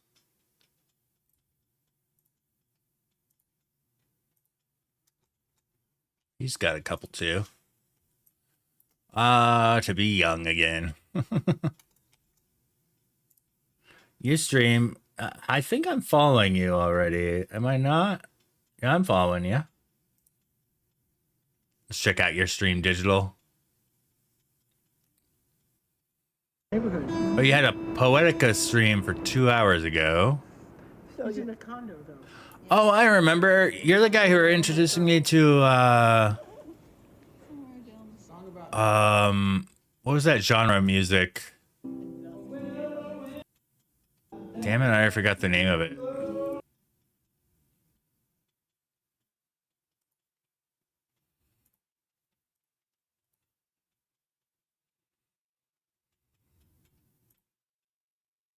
This is a pretty good shot of these two.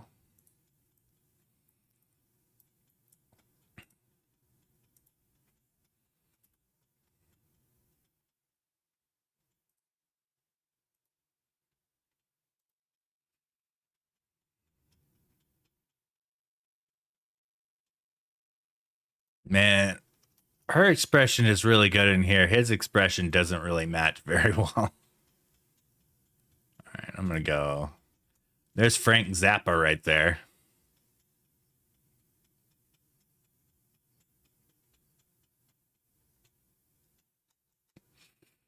Yeah. Oh, okay.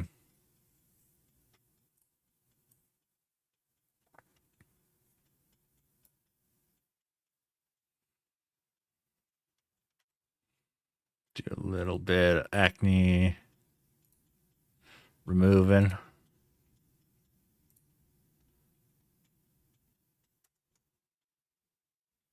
Oh, that's nice.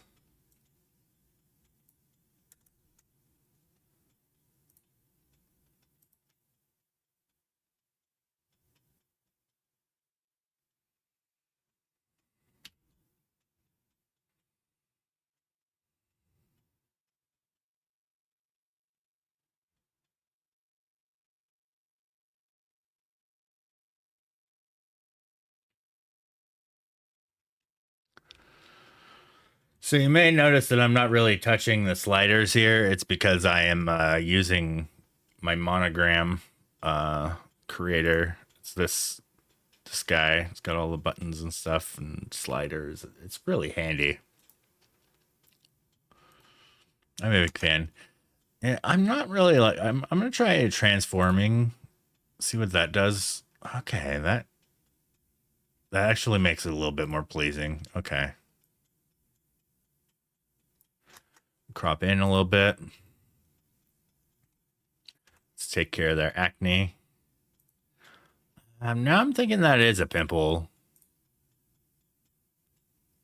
It's hard to tell.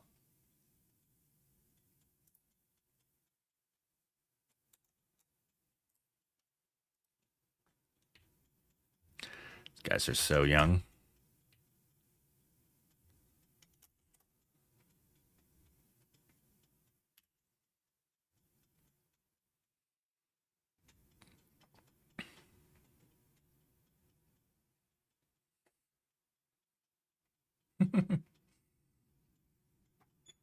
Charlie's been tossing and turning. What happened to his pillow?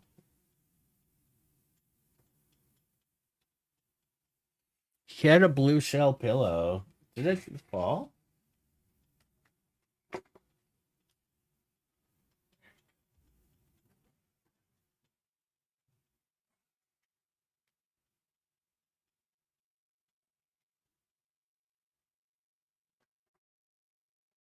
I think my son ran off with the blue shell.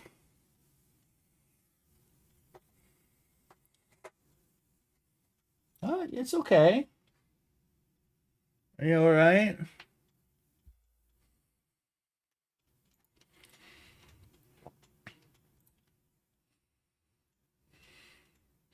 Wow, it got really yellow on their skin.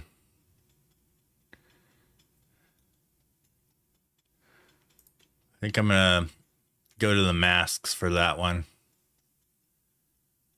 Facial scan. Or I'll just go subject altogether and just reduce the red.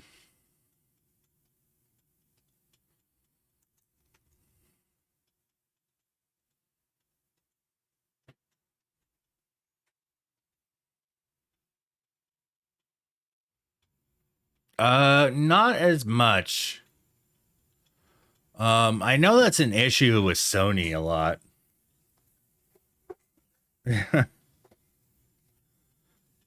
Well, concert lighting is a freaking beast and a half, though.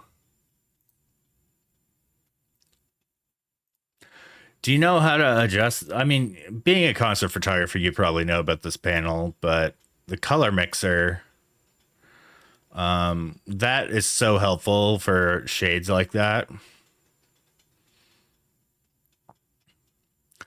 Like if you're dealing with some reds, you can adjust hue by dragging in the photos. So I could do like saturation, and I'll drag that, and let's adjust that down.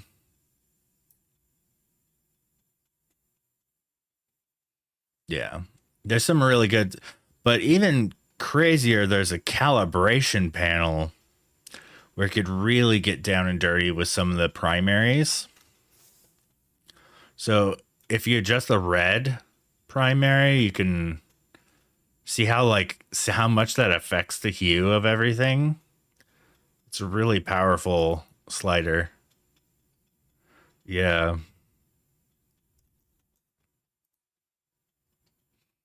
Yeah. And with most Adobe stuff though, there's a million ways to do the same thing. I think I'm gonna hit this with the previous.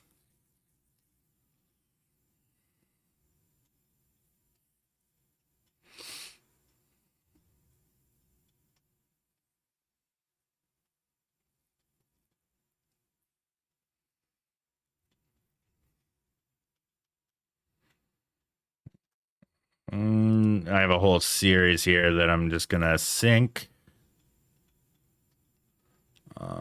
Subject is basically what I'm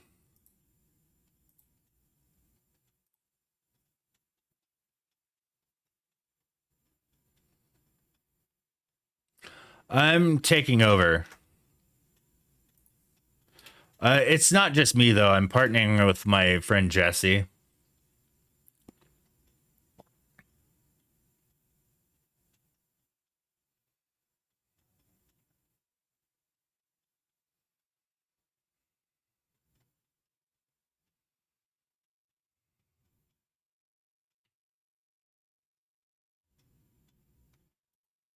Yeah.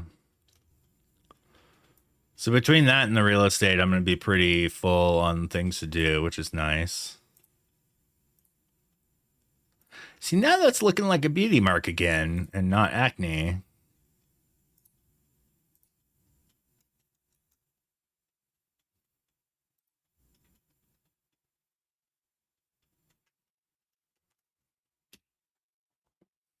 I mean, I'm booked up all week for real estate. I have a house tomorrow morning, which is pretty awesome. Right? This is a 70s theme shoot, hence the bell bottoms. I should throw in the song Bell Bottoms. Are you familiar with Bell Bottoms?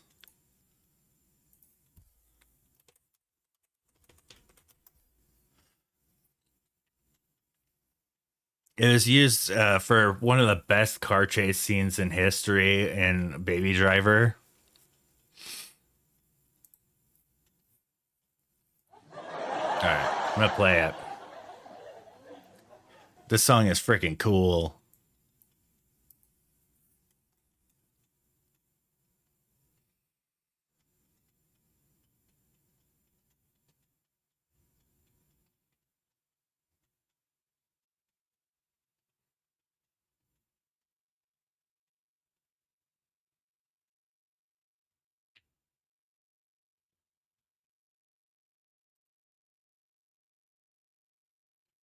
Kind of dig this look I'm coming up with here from the edit.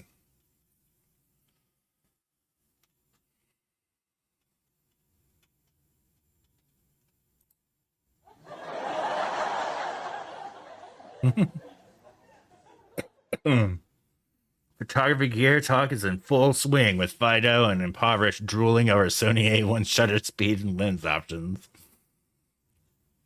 The cost is feeling like walking piggybacks meanwhile. Oso Live is diving into photography and adores street portraits. Shout out to the cute doggo as we snap away. Don't forget to dodge those Karen clients and their demands. Oh, freaking AI. So I've talked to Karen about that. It's gotta suck to have the name Karen nowadays. And she very much is like, it sucks.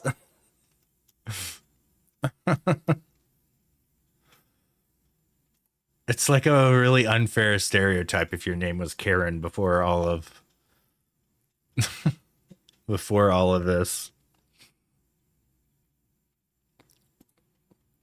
Right.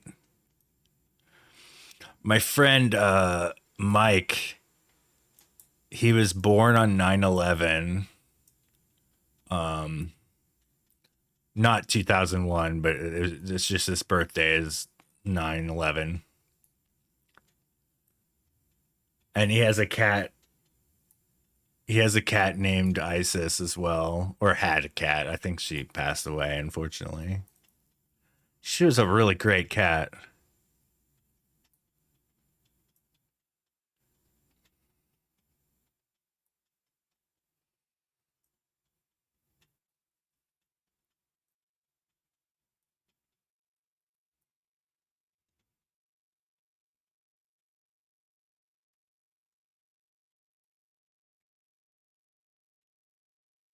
That's a pretty decent shot. I don't really like the backdrop of hippie gypsy much. I think if I was to run this shoot, I would choose a different backdrop for sure.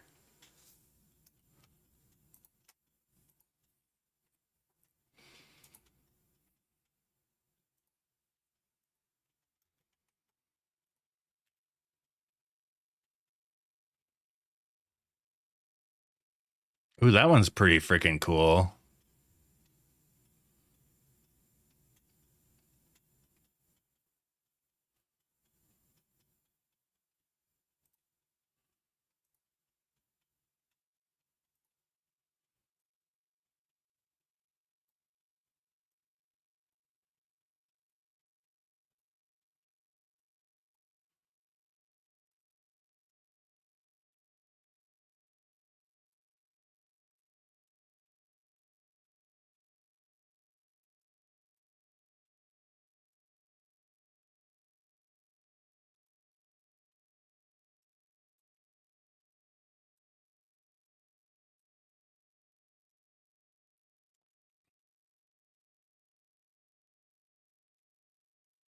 I think this would probably be a little bit better served by cropping on them a little bit more.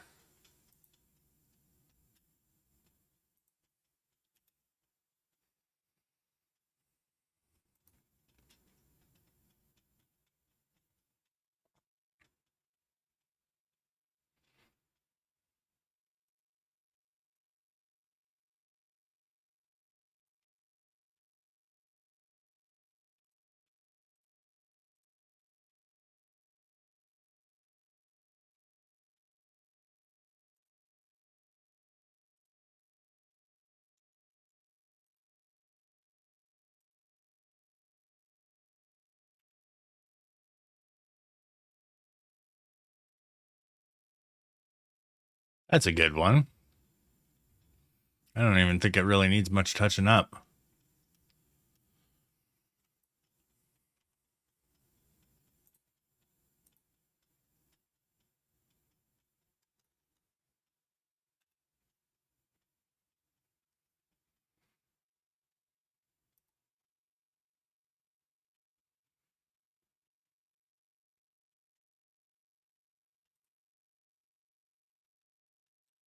She has like really good looks that she comes up with.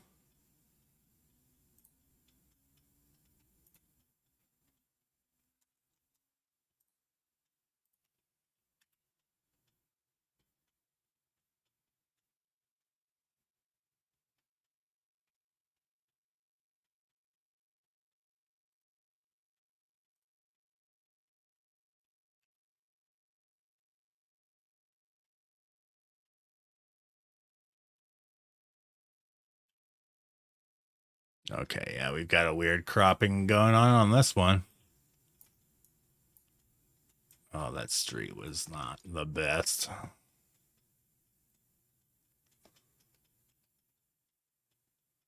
What's that?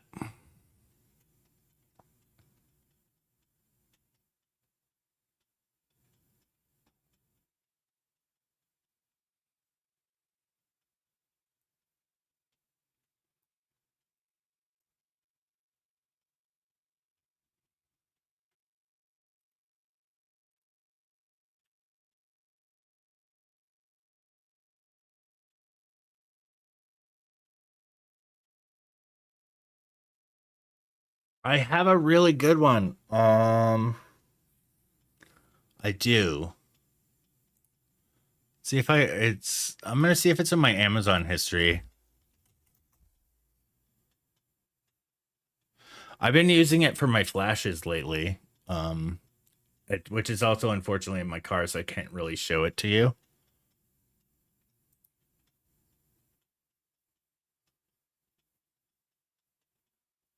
Chest kidney rig.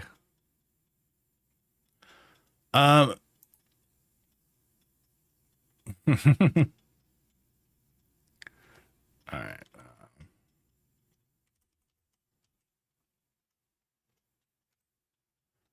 Strap. Check my history.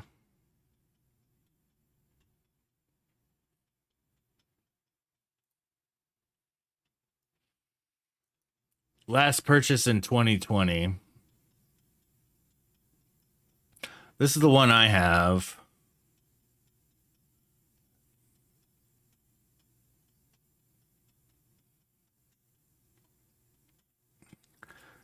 Now there is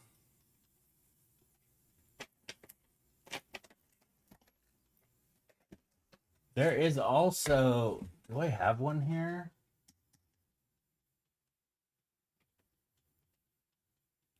Mm-hmm. I mean, this one, it's probably not the nicest quality one you can get. Oh, that's out of stock too. So they don't sell it anymore. The last price was $21 new. Holy crap, that's really. Oh, you could find very similar though for like $20.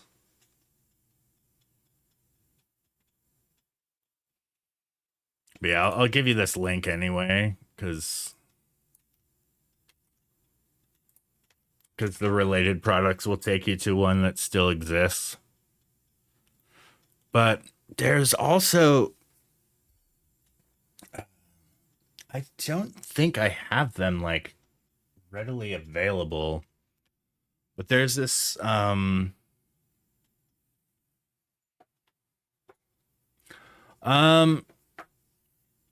it doesn't really swing out too much for me. I don't think. I guess it would depend on the situation, really.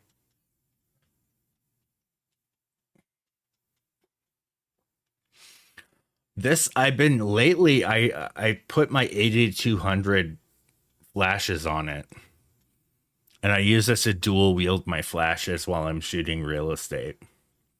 And I haven't dropped my flashes since, because in the past I've dropped my flash and broke it.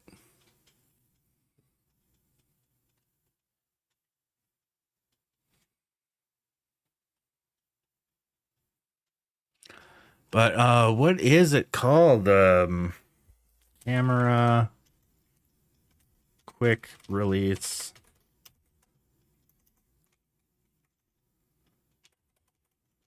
I think it's Peak Design. These right here look really cool.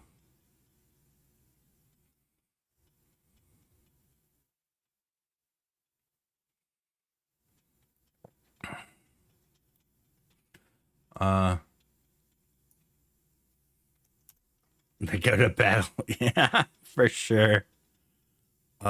Camera.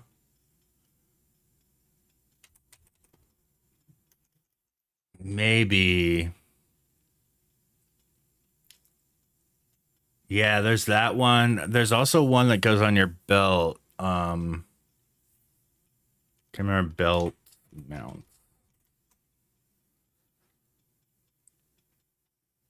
Camera holst. That's not. There it is. Spider holster. Holster. They're so simple. I mean, you literally just flip up the red lever and your camera's accessible. My big gripe of this though is they would pull my friggin' pants down. Yeah.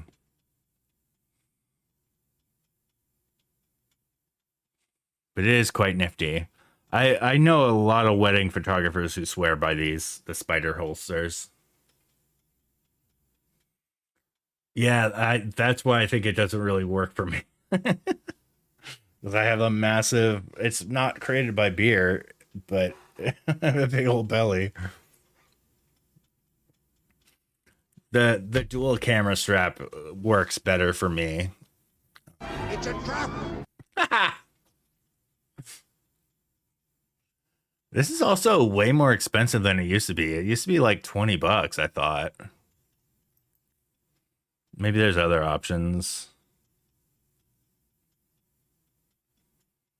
Oh, here we go. Here's a really cheap one.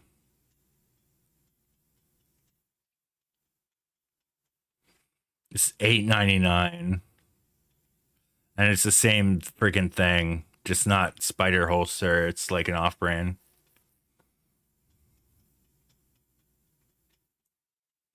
Let me get you that link.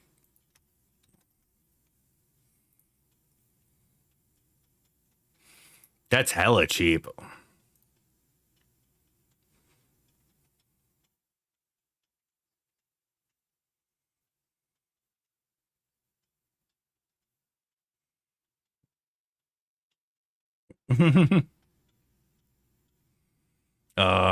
Poor skinny guy.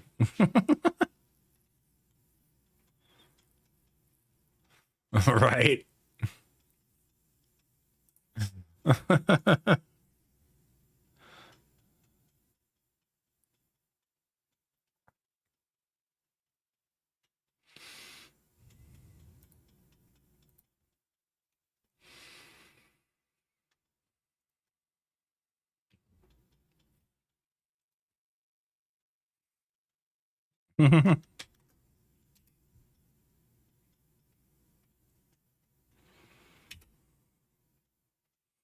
Oh, that's funny because it's sad. Yeah, it does really hurt after a few hours. Oh, here's Birdman. I really like Birdman. I did not get his contact info.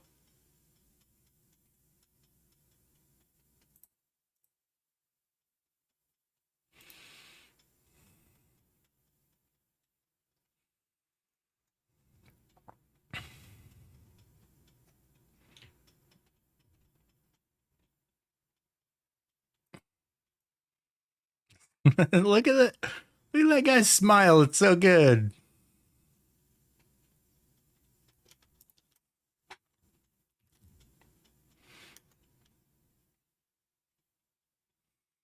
Professionally for about 10 years. Personally, basically all my life, but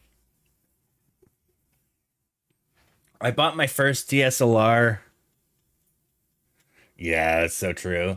I mean, you could probably spider holster on like a backpack or something, but I guess that's more the peak design thing. But yeah, I bought my first DSLR in 2008 because I was really into taking pictures of my friends and everything. Prior to that, I had a 7 megapixel Olympus. Prior to that, I had a Kodak EasyShare 2 megapixel. Prior to that, I think it was like, I don't remember the brand, but it was a really, really low res digital that could only hold 5 images. And then prior to that, I shot film. I did film photography in high school back when I was 16. That was like 1996. Yeah.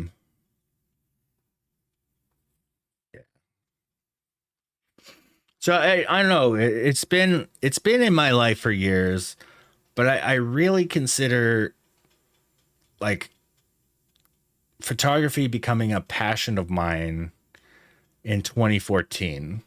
I think that's when I really started pursuing it as like, oh hey, I'm gonna do this as a side job. And back then it was like family portraits. My first ever paid photo shoot was for a ballerina friend of mine. And boy, was that like, looking back on that now, it was not that good of a shoot. But it was a lot of fun. And that really got the spark going, you know? Like I wasn't the best. Didn't quite know what I was doing, especially with posing and stuff. But we still had a blast. It was, yeah. Welcome. Holy crap, hi Link. How's it going? And hi Shamani. Sorry I didn't quite say hi to Shamani as well.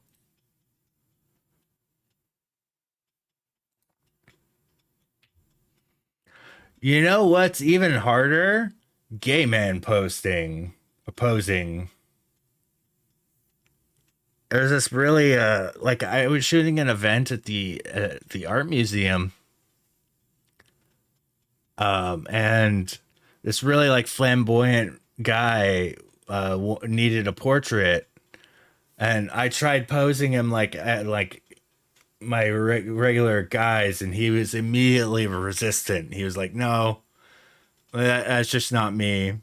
I was like, oh, "Okay, just be you." And I tried to loosen him up a bit, but yeah, oh, we got a sponsored treat for Charlie. He is solid out though. I think it's going to be one of those moments where I place a treat on his bed and we wait until it disappears. Never mind. He heard the crinkle of the bag. He heard the crinkle of the bag. There we go.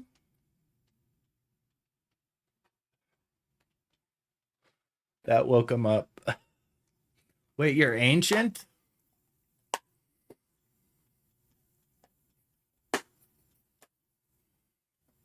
Did his senior photos the past weekend? It was tough posing. Oh, for sure. Oh, I think this might be the last one. Yeah, we're all out of treats after this. Wait, how old are you, Digital?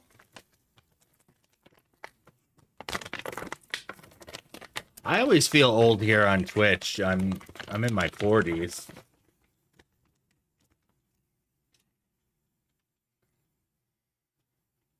Oh, it's the last one. Oh, you're 60. Yeah, you got 20 years on me for sure. All right, we are sold out of dog treats. I need to turn them off. Commands. Wait, no, it's under platforms. Yeah. Digital was in high school when I was born.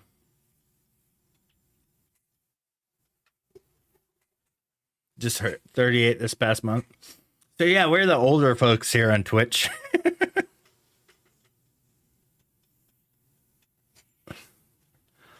Well, you guys, Charlie has enjoyed these treats.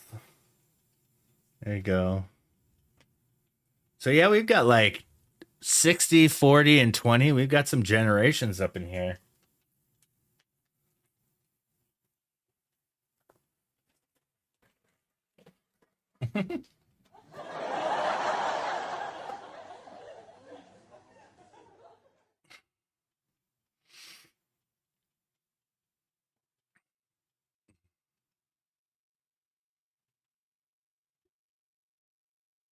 Move the camera back a little bit.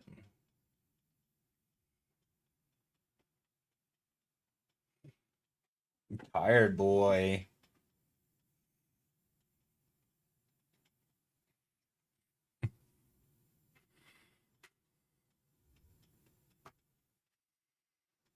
Yeah. I like now that I'm a dad,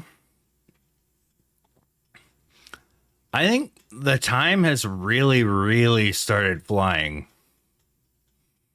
Like every other parent that I talk to always mentions that like your child's childhood like goes by in a flash.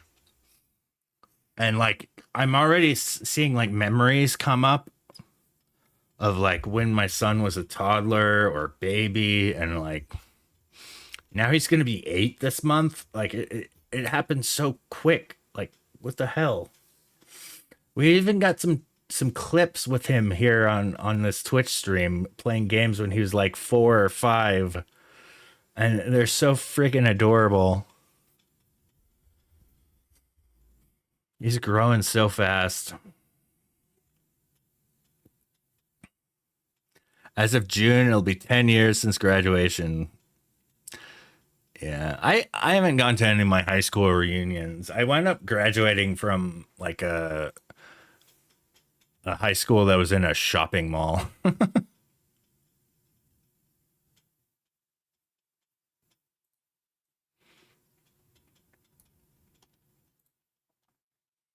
I know. Wait, Fido, do you have kids that are almost at the door? Oh yeah, you mentioned what 13-year-old son, right?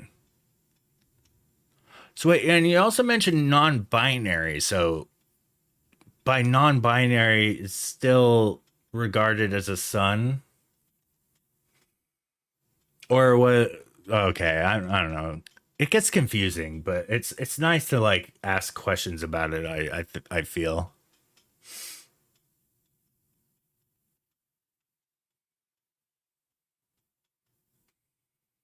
Yeah, my high school doesn't exist anymore. Ooh, Tangelos are amazing. Welcome to the world of having like post trying a Tangelo. They are delicious.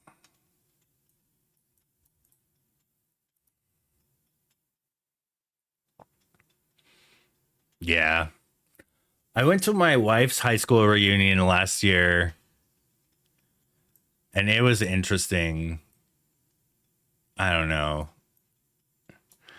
The sad part though is that they had a table dedicating all the people who have passed away since, and it's ugh, just gut wrenching. And I'm sure that table just gets larger and larger, like as the years go on, and you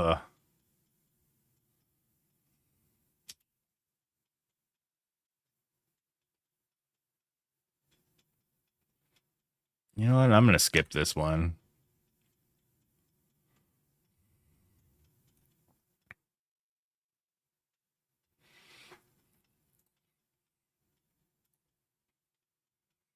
Yeah, I'm cutting off her feet now. With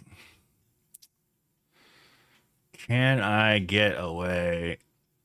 Okay, so if I have to cut off her feet, I'm just gonna crop it to the shins.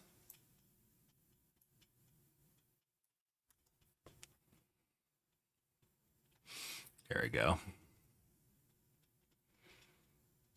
Have you guys seen the cropping guide?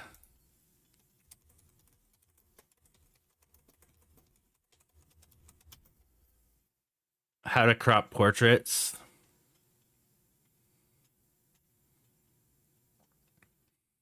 When possible, crop in camera. That is true, but there are so many types of shoots that require different size images. Like a great example is anything that requires prints, which is kind of going to the wayside. But I did a daycare session. I've done 2 of them now. The first time I followed this rule where I tried to, fill the frame with my subject, as you do. But when it came to printing the images, I ran into an issue. Whereas now I'm printing an 8x10, and now I have to cut off like important parts of the shot because I didn't leave enough room for the crop. So I disagree with the step 1 now. Like leave room for crop. Yeah.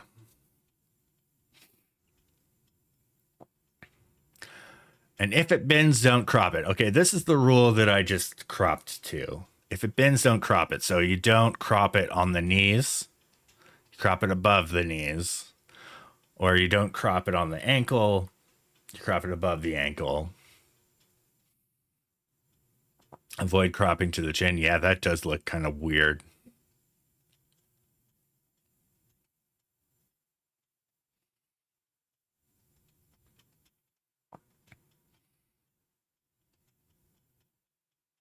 Which do you prefer in the end? Choose the image to the left, which positions the eyes the upper third. Yeah, I don't like either of these crops, to be honest. I like having head space. Crop into the thirds. Make your crops deliberate and don't be afraid to break the rules. Yeah.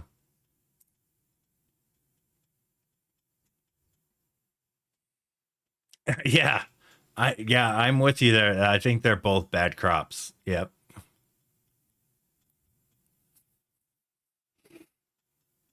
The more you shoot, the more you get a feeling of what looks right. That's true.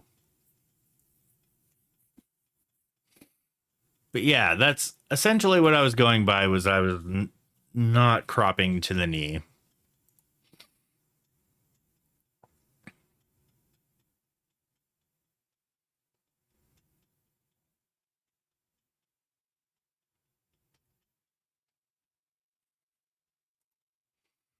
Yeah, the rule of thirds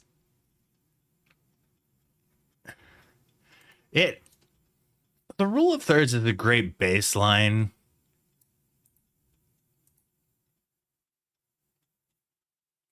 Yep. And I'm with Fido on that. Like rule of thirds is really helpful when composing stuff. But a lot of the times it does go out the window for me as well. But funny enough, like if I get a compliment of good composition, is usually when I have a rule of thirds composition. Welcome. Yep, 100%. Welcome in, Kratan.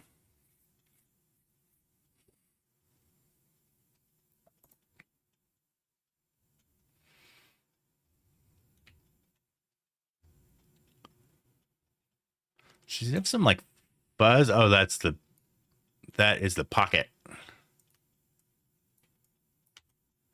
Let's get these out of there. Boop, boop, boop, boop. That is a beauty mark.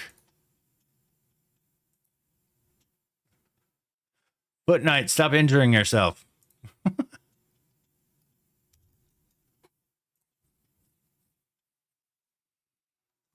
Yeah, all is well. I've got to shoot in the morning. But right now I'm editing some portraits from a photo meet this weekend. Yeah, it was a 70s theme for this shoot.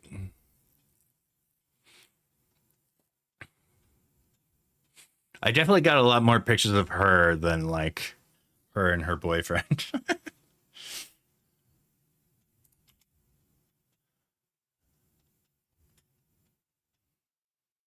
That's a bit of a Dutch angle there. Oh, I could show you. Boop, boop, boop. 12:45. Everything seems to be coming back.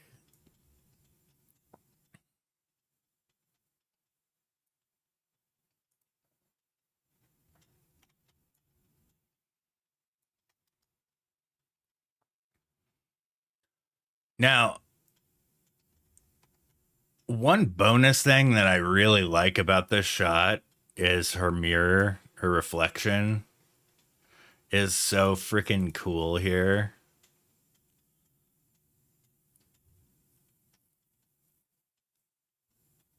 Yeah, Arizona and Hawaii don't observe daylight savings time. I'm in Arizona. I just Welcome. I was running a simple flash. So the main organizer had a Profoto B10, which I just looked up earlier. Is it like $1,500 to $2,000 flash? Holy moly! But I was running with an 8200. This is not an 8200. This is a speed light. But 8200 is about the same size and is a pocket flash that has a rechargeable battery. Really great light. It's decent power. And this was the modifier I was using. It does, and that's why my state doesn't observe it. But yeah, but this is my flash modifier that I use. It's a Magmod Magsphere. I do also have a softbox lighting me right now, but this is a very run and gun shoot, and it was also crazy windy. So this was my setup. It was just this on a light stand, and I've got where's my 8200 flashes are in my car right now because I just. Yep, me too. That's what I use.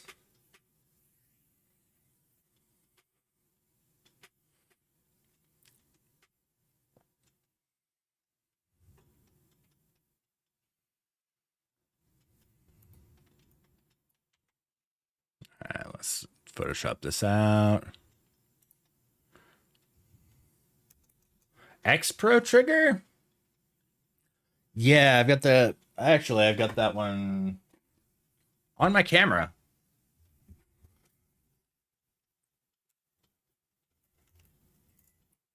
Ugh. This bad boy right here. X2T. The newer one is really nice. That has like a screen right here.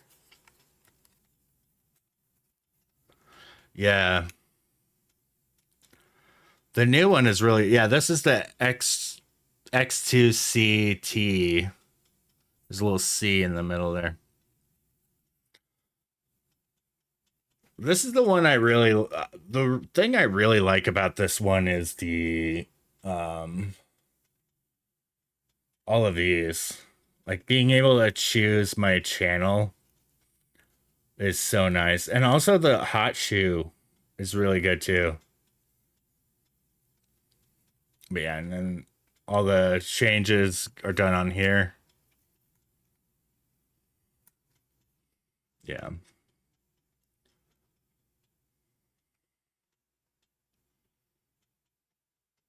Oh, it is blinking on the battery. I gotta replace. Oh, you can't even see that. I don't know why, but my autofocus is just not working again tonight. So I gotta Yeah, I'm a big fan of this. I have the older one too.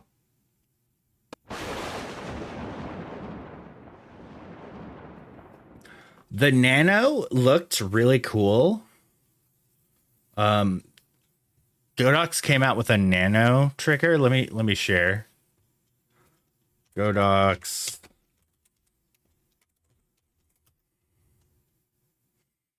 Yeah. Oh yeah, you've got the X Pro C. Yeah, the big one. There. Yeah. Where's the Nano? There it is.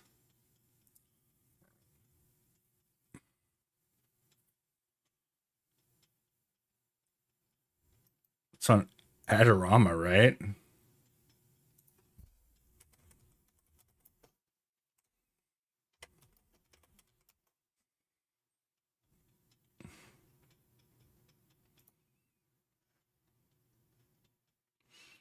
Godox.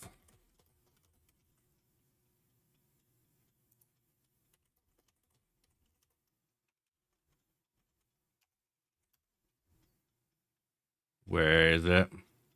This guy, yeah, Flashpoint Nano. It's $90, which is kind of a bit of a turn off. But it looks pretty cool. I mean, that's a sexy looking screen. The thing I don't like, though, is to interface with it. Is the ah ah.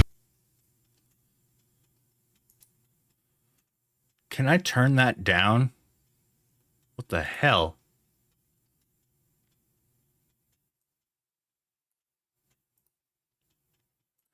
All right.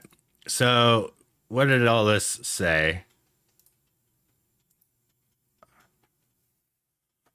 Okay. So it shows it's got a modeling lamp master control over that. It does so much in like a very little space. I mean, this is brand new. It just came out like maybe a month ago. But yeah, it's got all the groups here. And that's how big it is on the camera. I mean, look at a finger. This is where I almost just do not want to get one of these because I have big ass fingers. I for sure am going to do the wrong thing when changing my settings.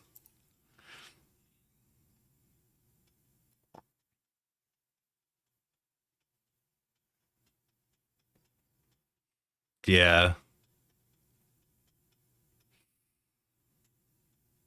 I mean, the interface is kind of nice. I'll give it that.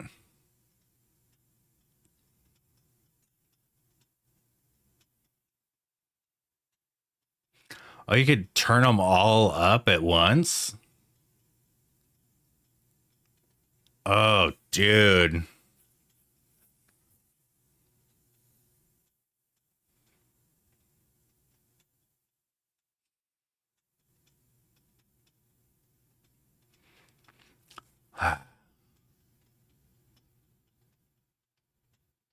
Yeah.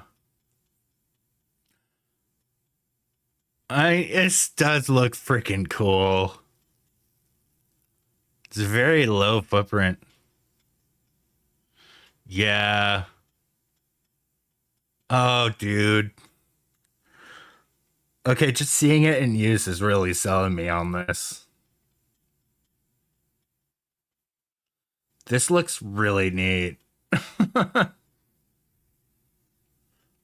It's pretty darn straightforward, too.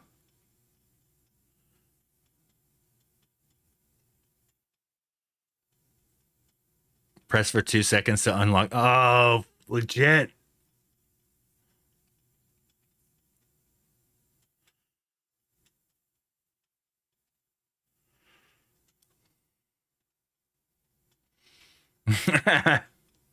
No, my bank account is already like I just paid the mortgage. It's it's not looking good.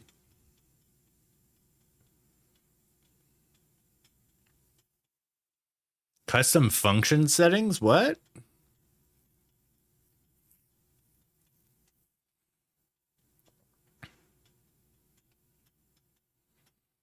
Huh?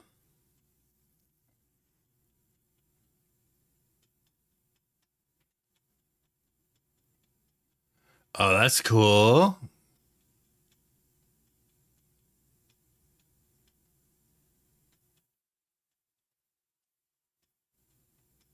Auto off. Trigger distance.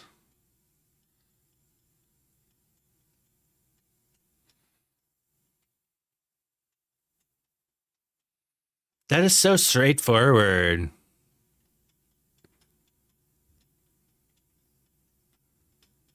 Admittedly, pretty well designed, I'd say. I'm digging it.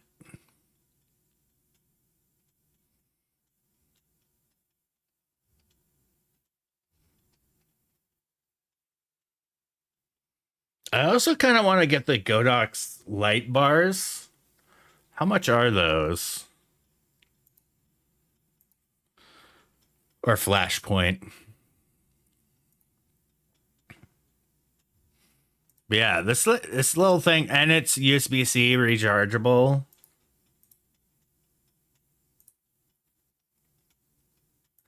It does look like a GoPro. Yeah. All right, Flashpoint light bar. See if they got that.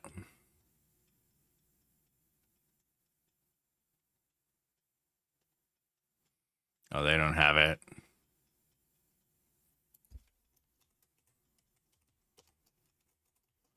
Apparently, they don't have it branded. Oh,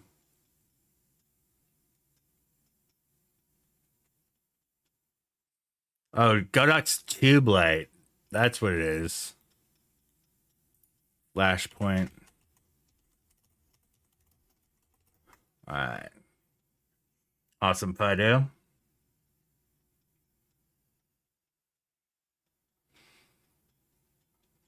Yeah, they don't have those in here. This looks like a lightsaber part.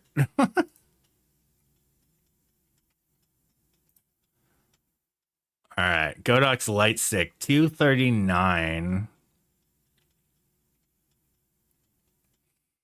Look at that bad boy, though.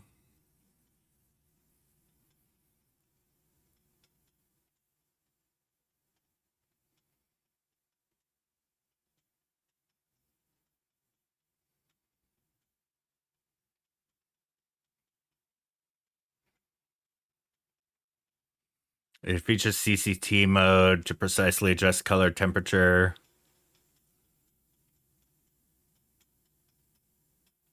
Shape with the barn door. This thing looks freaking cool, too. Also, deafening video. Mute that.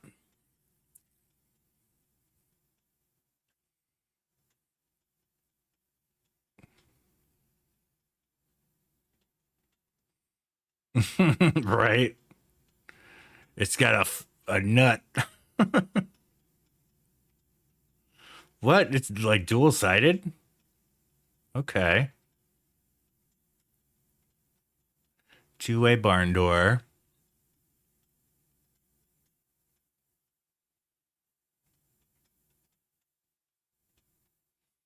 Music mode? Oh, that's cool.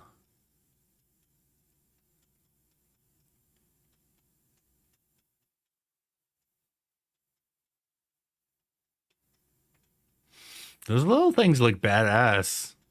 Yeah, I would definitely be making lightsaber noises like nuts. God, I want one.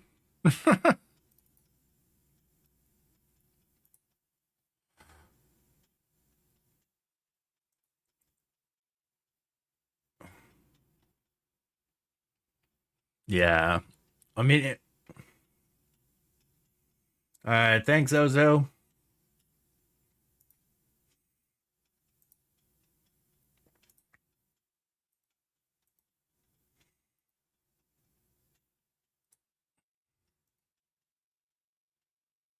Oh, it goes down in price to 199. It regularly goes down to 199.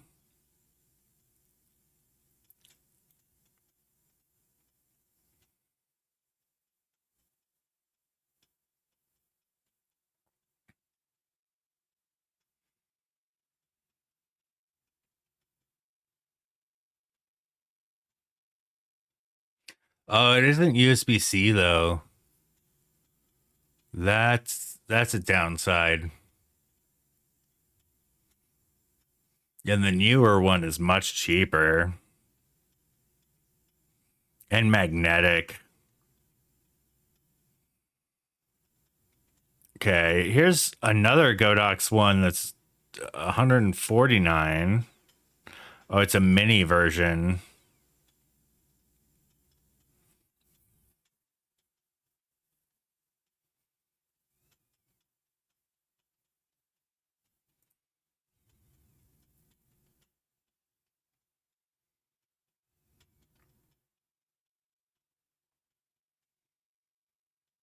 That's much more affordable. Looks like it also comes with the barn doors.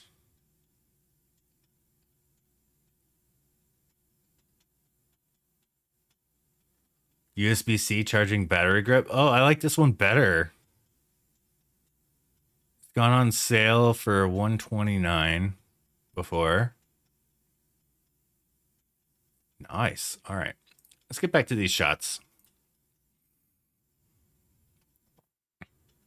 Been going on a lot of random shopping tangents today.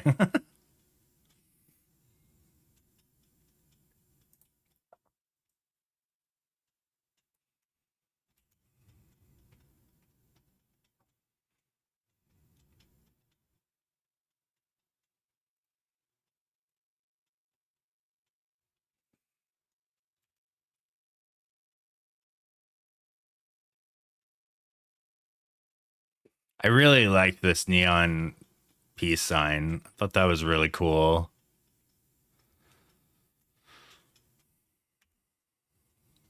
And my DJ's been sticking with the Stone Temple Pilots a lot tonight. I don't mind it. I like SCP.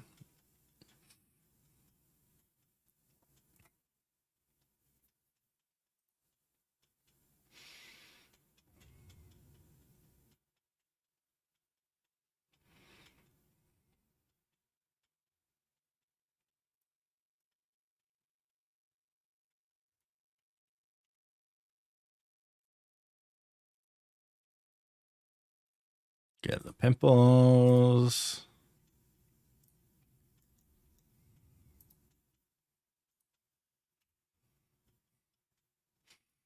Now, if I was really shooting this, like, if I was doing this more officially, I'd say I'd probably do some frequency separation and more flyaway editing.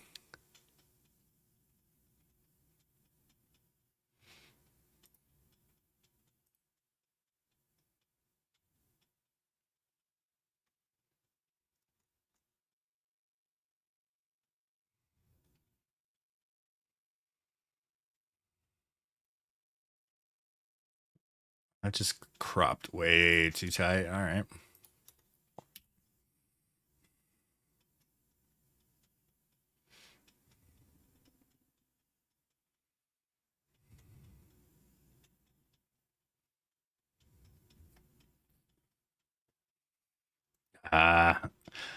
Flyaways would be a pain to Photoshop on this one, so I'm not going to do it.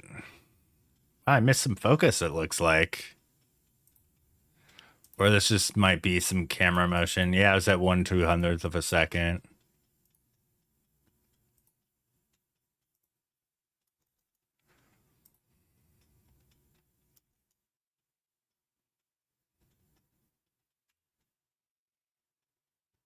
It is a good looking shot, though.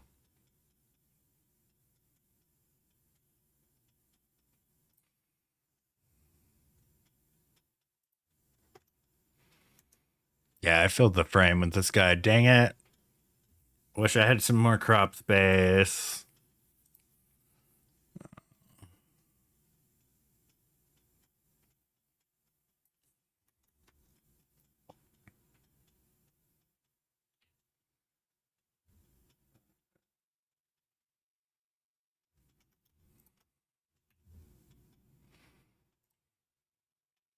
Oh, we're on to the library shots after these.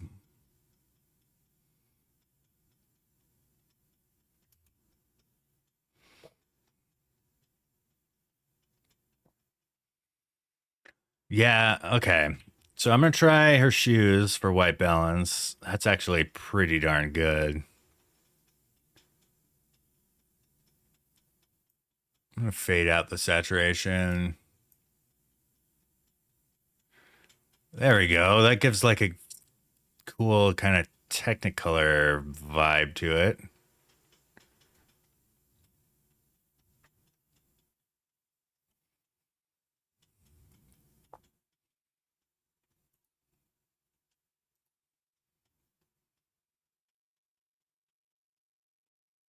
Yeah, his photobomb in the back is kind of bad. Boo.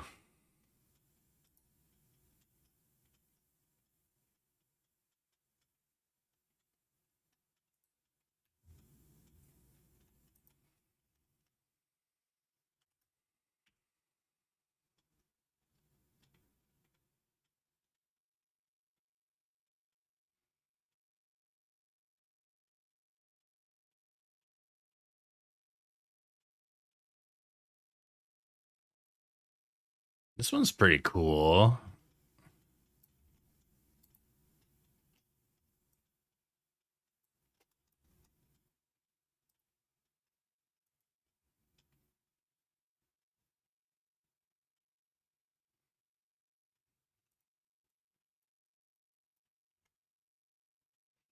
Photoshop whatever this, like ectoplasm or whatever it is. I was like, after having recently watched Ghostbusters, I was like making so many Ghostbusters comparisons in the library.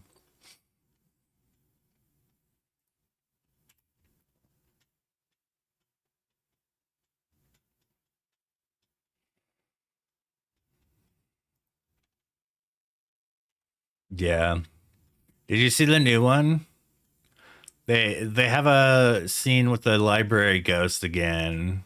That was pretty awesome.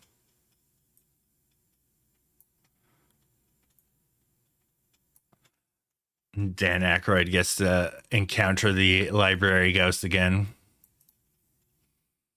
One of the multiple moments my son covered his eyes in the movie. This looks pretty darn good. As much as I wasn't liking the lighting, I kind of like that lighting better now. All right, hold on. Let me sync.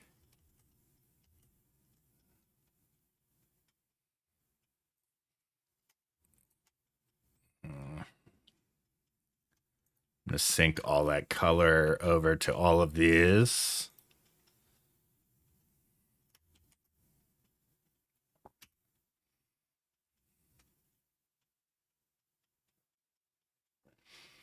So yeah, my flash would go off and it would trigger this flash. So I had to really do a lot of trial and error to get my lighting right because I didn't have full control over my flash now. Like this one was definitely way overpowered. It does have like a cool vibe. Yeah. As much as I didn't like the flash shots at first, like in post, they look pretty fantastic.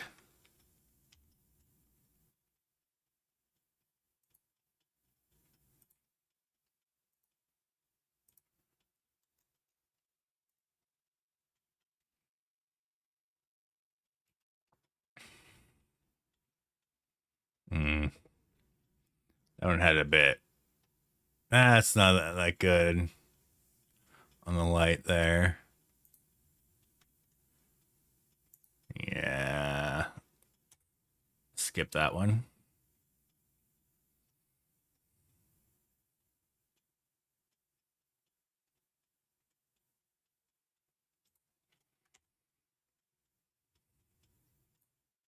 Yeah, that was definitely the theme. So I guess we kind of hit the mark on that, didn't we?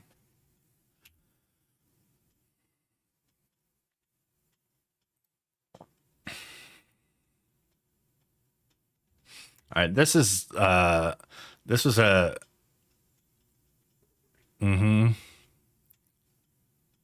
well, it was off camera flash, but it definitely it definitely looks like on camera flash because it was so compressed. Like you don't really get too many angles.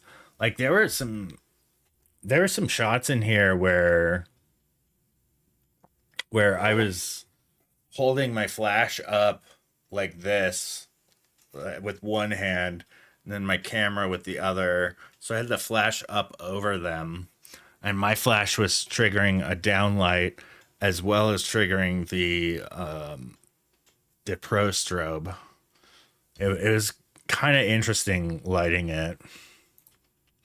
Also, look at this one. Like this one is here's a before and after. Like post processing affects these so much. Or actually, yeah, it's right here is a good before and after. Like the look improves so much with just a little bit of post adjustment.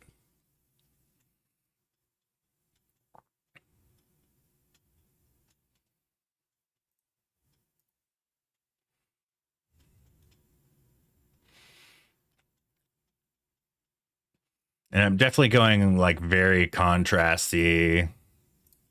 I kind of wish I had a glow filter.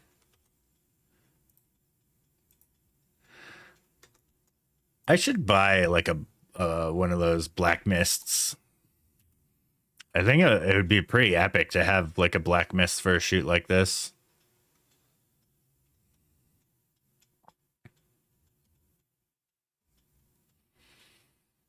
A little bit of behind the scenes.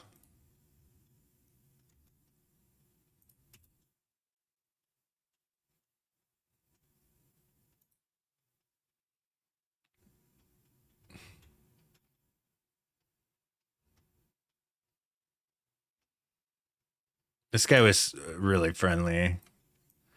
Great. Get his name. He was sweating just like, yeah. It was so freaking so hot in here. Yeah.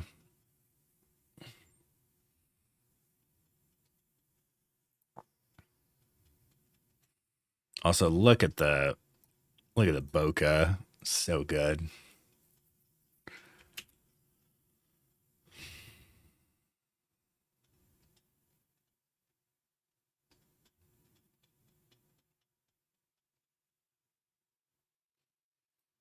Okay, this one I'm gonna go with a 4x5.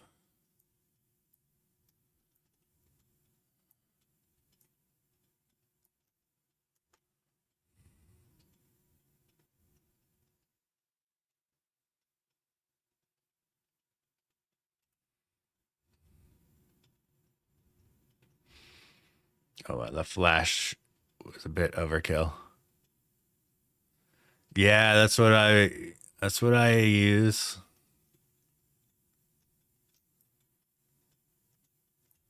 It's such a fantastic lens. My only problem with it though is it has a really bad astigmatism when doing astrophotography. Like it's all crosses. Ooh. Attention. Coming to a chat near you in a world where Ray's bank account faces a new adventure. The chat erupts in laughter and gas. Gear acquisition syndrome takes hold. Tech talk echoes as Fido dabbles with GoPro vibes and RGB lightsabers. Foot Knight resists the urge to make a lightsaber noises while Kitten Boy paints a picture of 70s flash photography. Ozo bids farewell, but the community thrives in the art and fashion photos and games. Points for Doggy Treats, anyone? The Doggy Treats are sold out, unfortunately. I'm gonna have to pick up some more tomorrow. He is sleeping so comfortably, though.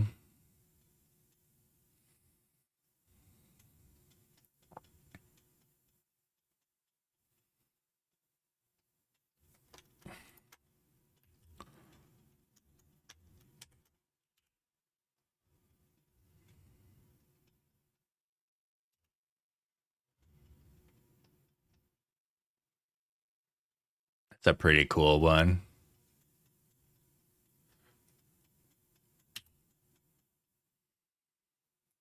Oh yeah, this has a very classic look to it. I'm gonna go ham with the vignette, I think. Right? That is kind of awesome. Chat GPT is getting more and more impressive as the day goes by.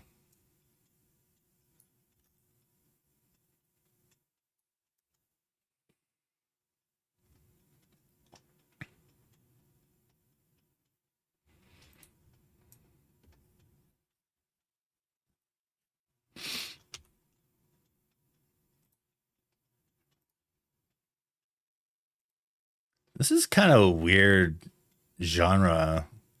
It's very much like a reggae song, but it's like indie reggae.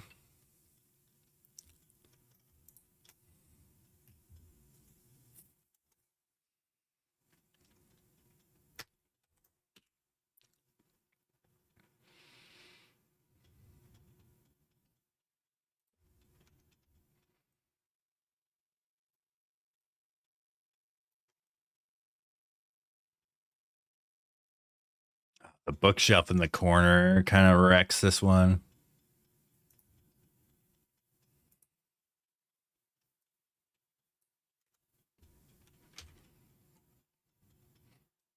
Can I fix it? Ooh, I cannot. What if I source it? Hit control. A little bit. All right, let's uncrop that.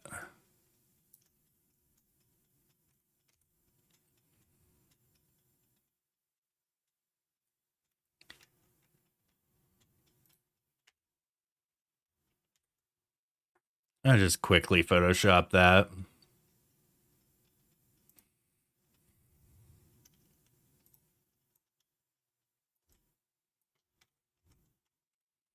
Nothing the little remove tool can't fix.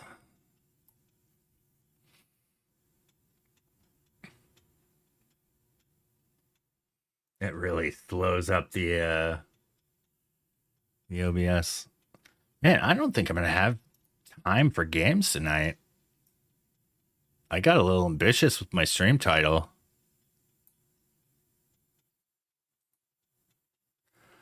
It's working really well. Are you like a Capture One guy or what? Are you using like Luminar?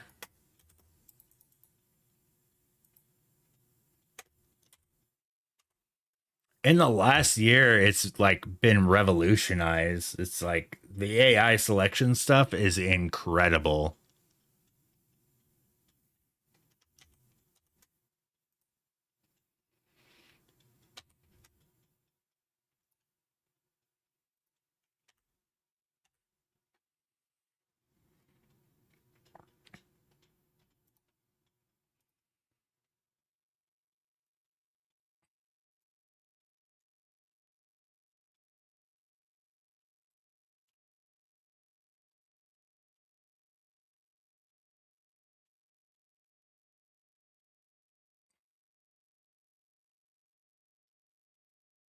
Hmm. I like Lightroom sharpening. I should try Luminar sharpening. I haven't invested in Luminar. I bought Aurora HDR because I do shoot a lot of HDR.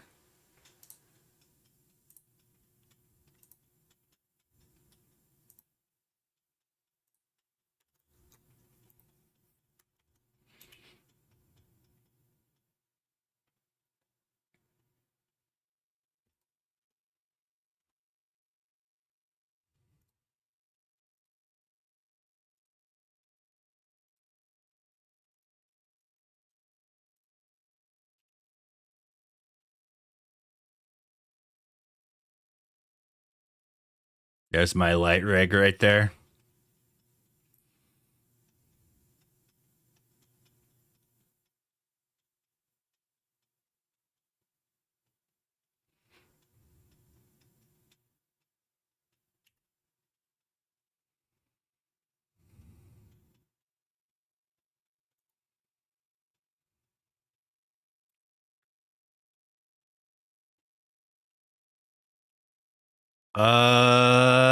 I don't recall the name of the bookstore. But yeah, I think so.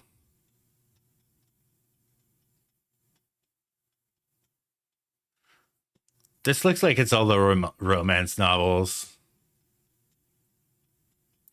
Oh, for sure. Holy crap.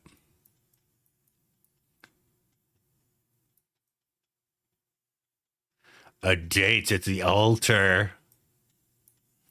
Forever, my duke.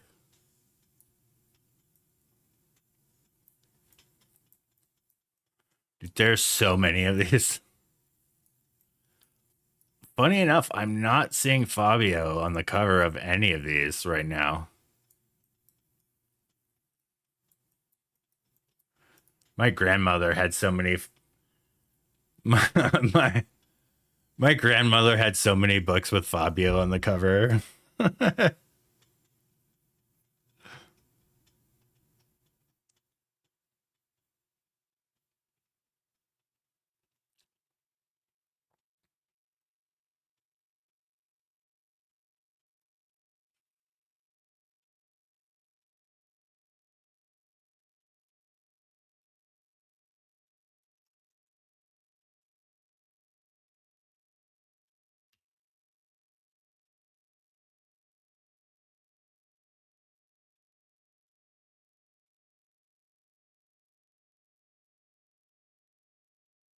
Mm-hmm.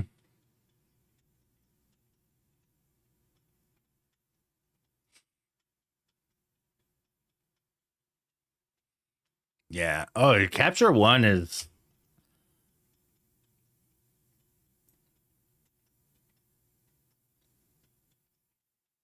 Oh yeah, I've seen those. Yeah, that guy must be going viral or something. Those are really funny. No, Capture One is not a bad program.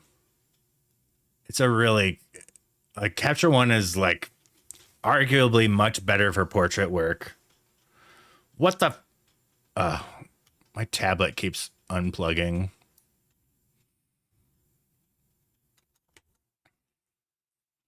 It kind of blends in. Bye bye, Flash. Man, I did not get any good shots of him. I don't think.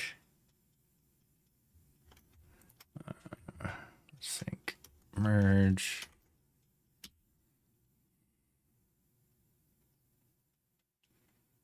Yeah. It was overall, it was a fun shoot. I think she looks mad here. She's definitely trying to summon a model face, which just looks upset. Oh, her belt buckle is so cute. The heart.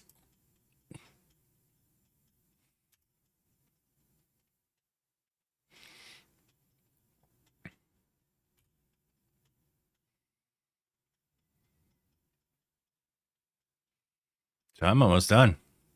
Almost done.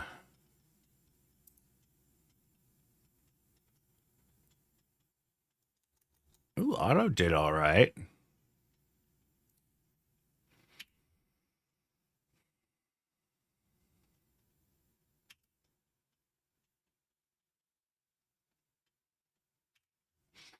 All right, some bonus mural shots. I hear this one's getting painted over. So I have a shot idea that I should probably attempt to do before it gets painted over. And I wonder if it already exists.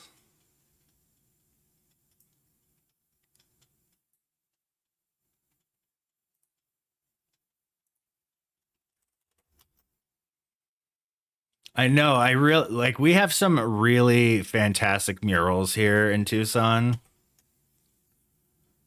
Um I think this is a picture of the artist. Yeah, Ignacio Garcia.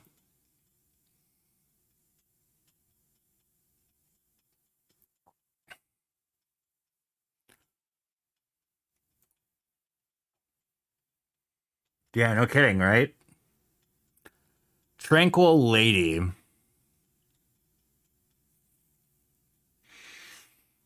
So I have such a dad joke idea for this mural, but I don't really know how to mime a fart.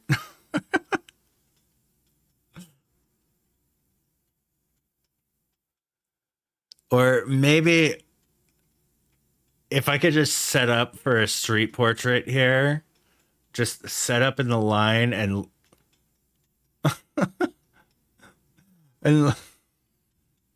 like have somebody walking by.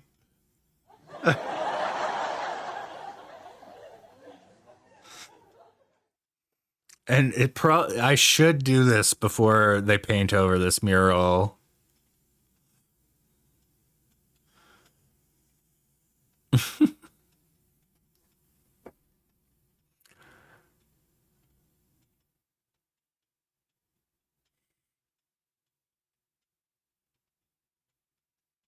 Yeah, don't face plant walking around, man.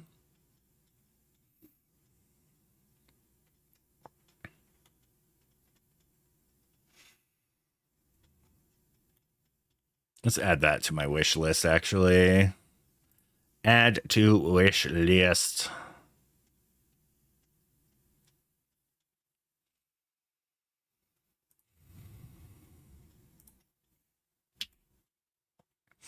But yeah, I got a couple mural shots on this.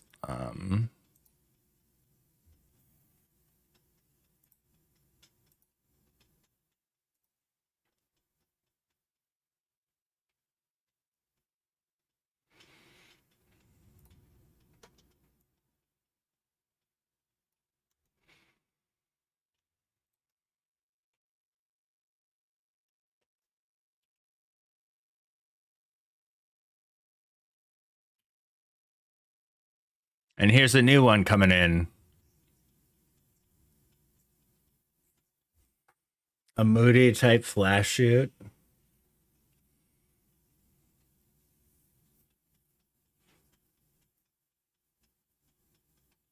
Mm-hmm.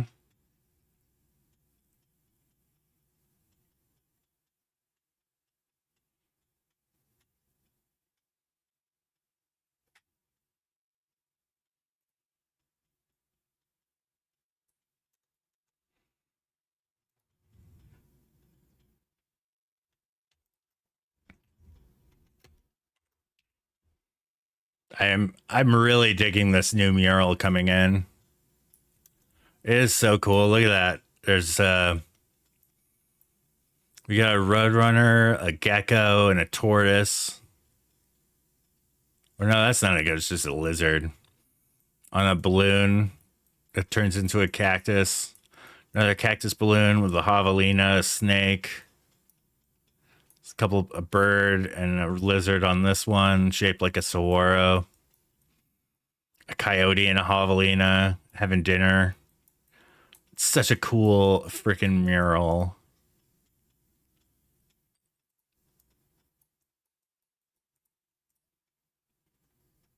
Without the face plant, yeah.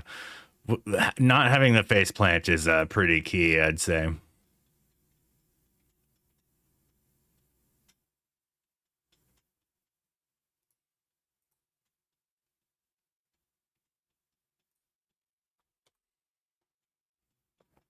All right, that concludes those. We all done.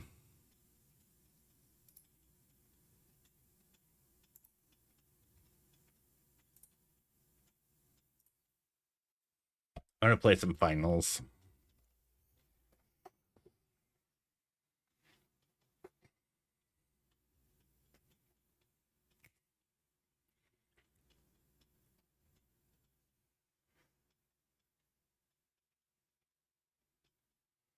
All right.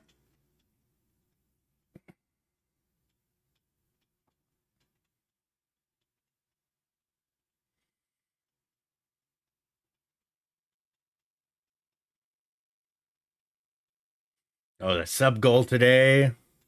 0-1. I wonder if I can inject that into the title upon stream start.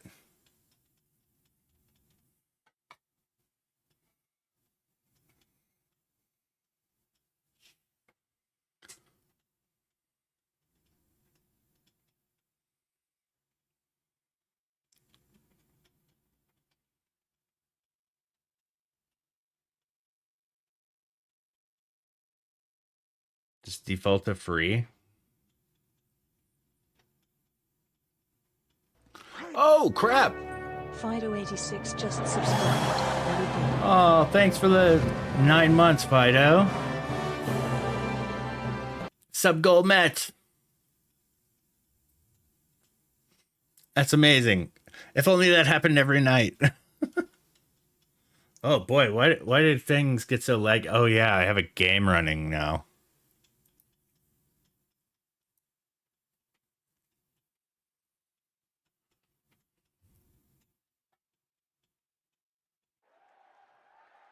Oh, let's close Photoshop. Boy, oh boy, am I...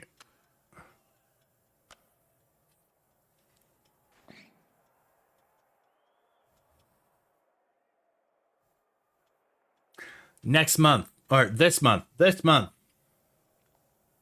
It's in a couple weeks. I think it's the 18th. What? Matthew_forever just subscribed. I love the alerts. It's 339. You're live. You're live. Taking a Twitch break, but I'll be back soon. Oh, Matthew. Hope you're well. Thanks for the sub.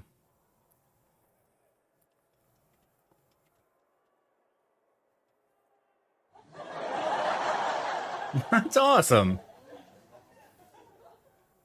I'm a big fan of the new sub animation.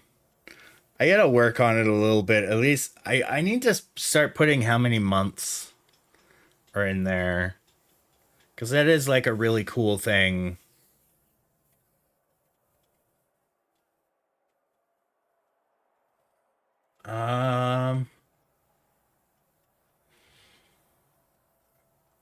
Built into Android, I think.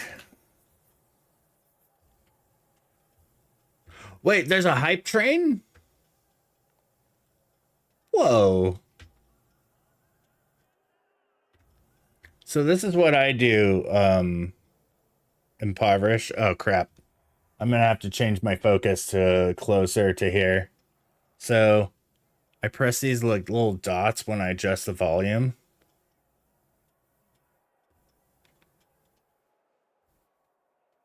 And that brings up your sound and vibration, and you can adjust all your volume mixing there.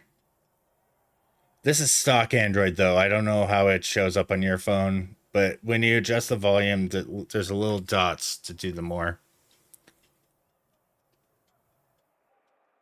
Wow, hype trains happen so much easier now. Yeah, like for specific apps, no, Android doesn't support that.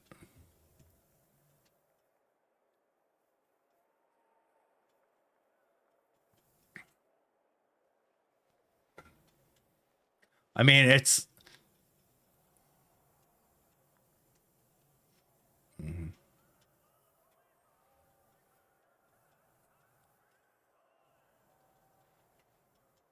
Oh, by the way, we got a new month on the calendar back there.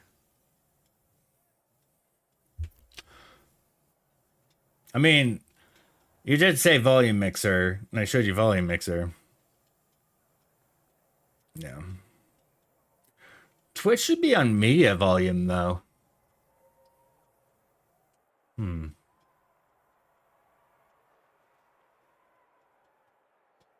Oh, you know what we should do? Fight! Good luck, everyone.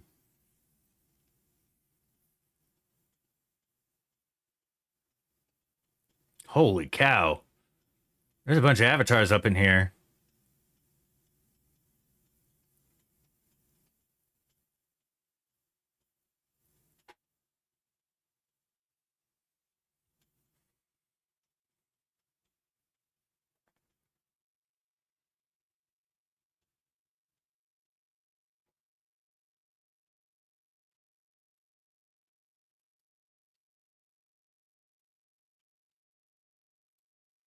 I need to add more battle songs. Welcome. Oh, thanks for joining chat. Thanks for the sub also, Matthew. That's super awesome of you. Wait, cake symbol. Oh no. It's covering the okay. Oh, it's our place. Digital Dad. Congrats on your win of a battle royale. Or Digital DAC. I thought it said Digital Dad.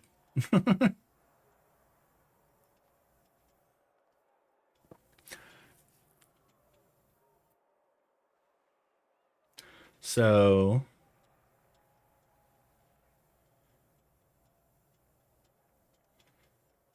currently at late night photography mode, I'm going to switch things up just for a few to play the finals.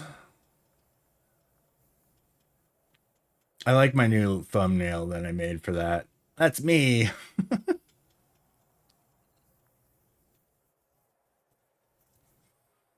I'm debating whether or not I should record this for the YouTube video. Because I haven't been posting much gaming content for YouTube. So I think this might be my sign up for the YouTube. Yeah, I'm gonna sign off the YouTube. Good night, YouTube.